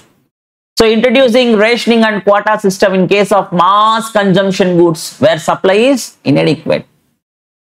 సో సప్లై తక్కువ ఉండి ఎక్కువ డిమాండ్ ఉన్నటువంటి వస్తువుల్ని మనం ఏం చేయాలి, క్వాటా లేకపోతే రేషనింగ్ ద్వారా కంట్రోల్ చేయాలి.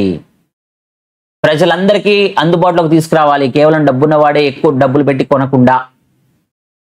And controlling prices and eliminating the black market. Black market ని మనం కంట్రోల్ చేయాలి, పూర్తిగా ఎలిమినేట్ చేయాలి. Taking steps to increase production in the long run. Long run లో ఏమైతే కొరతగా ఉన్నటువంటి ప్రొడక్ట్స్ ఉన్నాయో వాటి అన్నిటి యొక్క సప్లైని ఇంక్రీజ్ చేయాలి.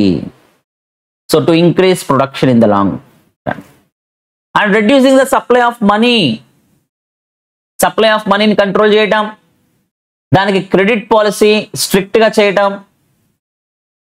సో దాని వల్ల కూడా మనం ఇన్ఫ్లేషన్ ని కంట్రోల్ చేయొచ్చు. And last 5 marks question. What is the relationship between statistics and economics, or economics and statistics, or ఇదే importance of statistics in economics. So economics ante manam telusukunnam, it is a branch of social science, whereas statistics is a branch of mathematics. Economic uses some concepts of statistics. Economics మనం express చేయాలంటే economics లో ఉన్నటువంటి deep rooted problems ని మనం కనుక అర్థం చేసుకోవాలంటే ఖచ్చితంగా మనకి కాన్సెప్ట్స్ ఆఫ్ స్టాటిస్టిక్స్ అనేది చాలా అవసరం. Hence, from the combination of economics and statistics, economic statistics is derived. So, ఈ రెండిటి కాంబినేషన్ వల్ల వచ్చింది economic statistics. Today, we just can't assume economics without statistics. So, statistics లేకుండా economics ని మనం ఊహించుకోలేం. అంతగా economics లో statistics అనేది ఒక పార్ట్ అయిపోయింది. Statistical data and tools of statistics are very essential to enumerate consumption. Economics లో ఉన్నటువంటి కాన్సెప్ట్స్ ఏమైతే ఉన్నాయో, investment, consumption, expenditure, calculation of national income, ఇవన్నీ కూడా మనం స్టాటిస్టిక్స్ యొక్క టూల్స్ తోనే మనం ఉపయోగిస్తాం. సో అలానే మ్యాథమెటిక్స్ ని కొంతమేర ఉపయోగిస్తాం. So to analyse certain economic problems like poverty, unemployment, inflation, inequalities.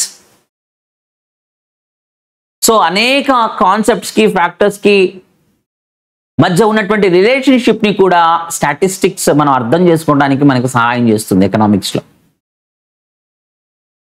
Economic problems ని అర్థం చేసుకోవడమే కాదు, వాటికి అప్రోప్రియేట్ మెజర్స్ ని సజెస్ట్ చేయడానికి కూడా మనకి స్టాటిస్టిక్స్ అనేది చాలా important. So statistics is an indispensable tool for an economist to understand the economic problems.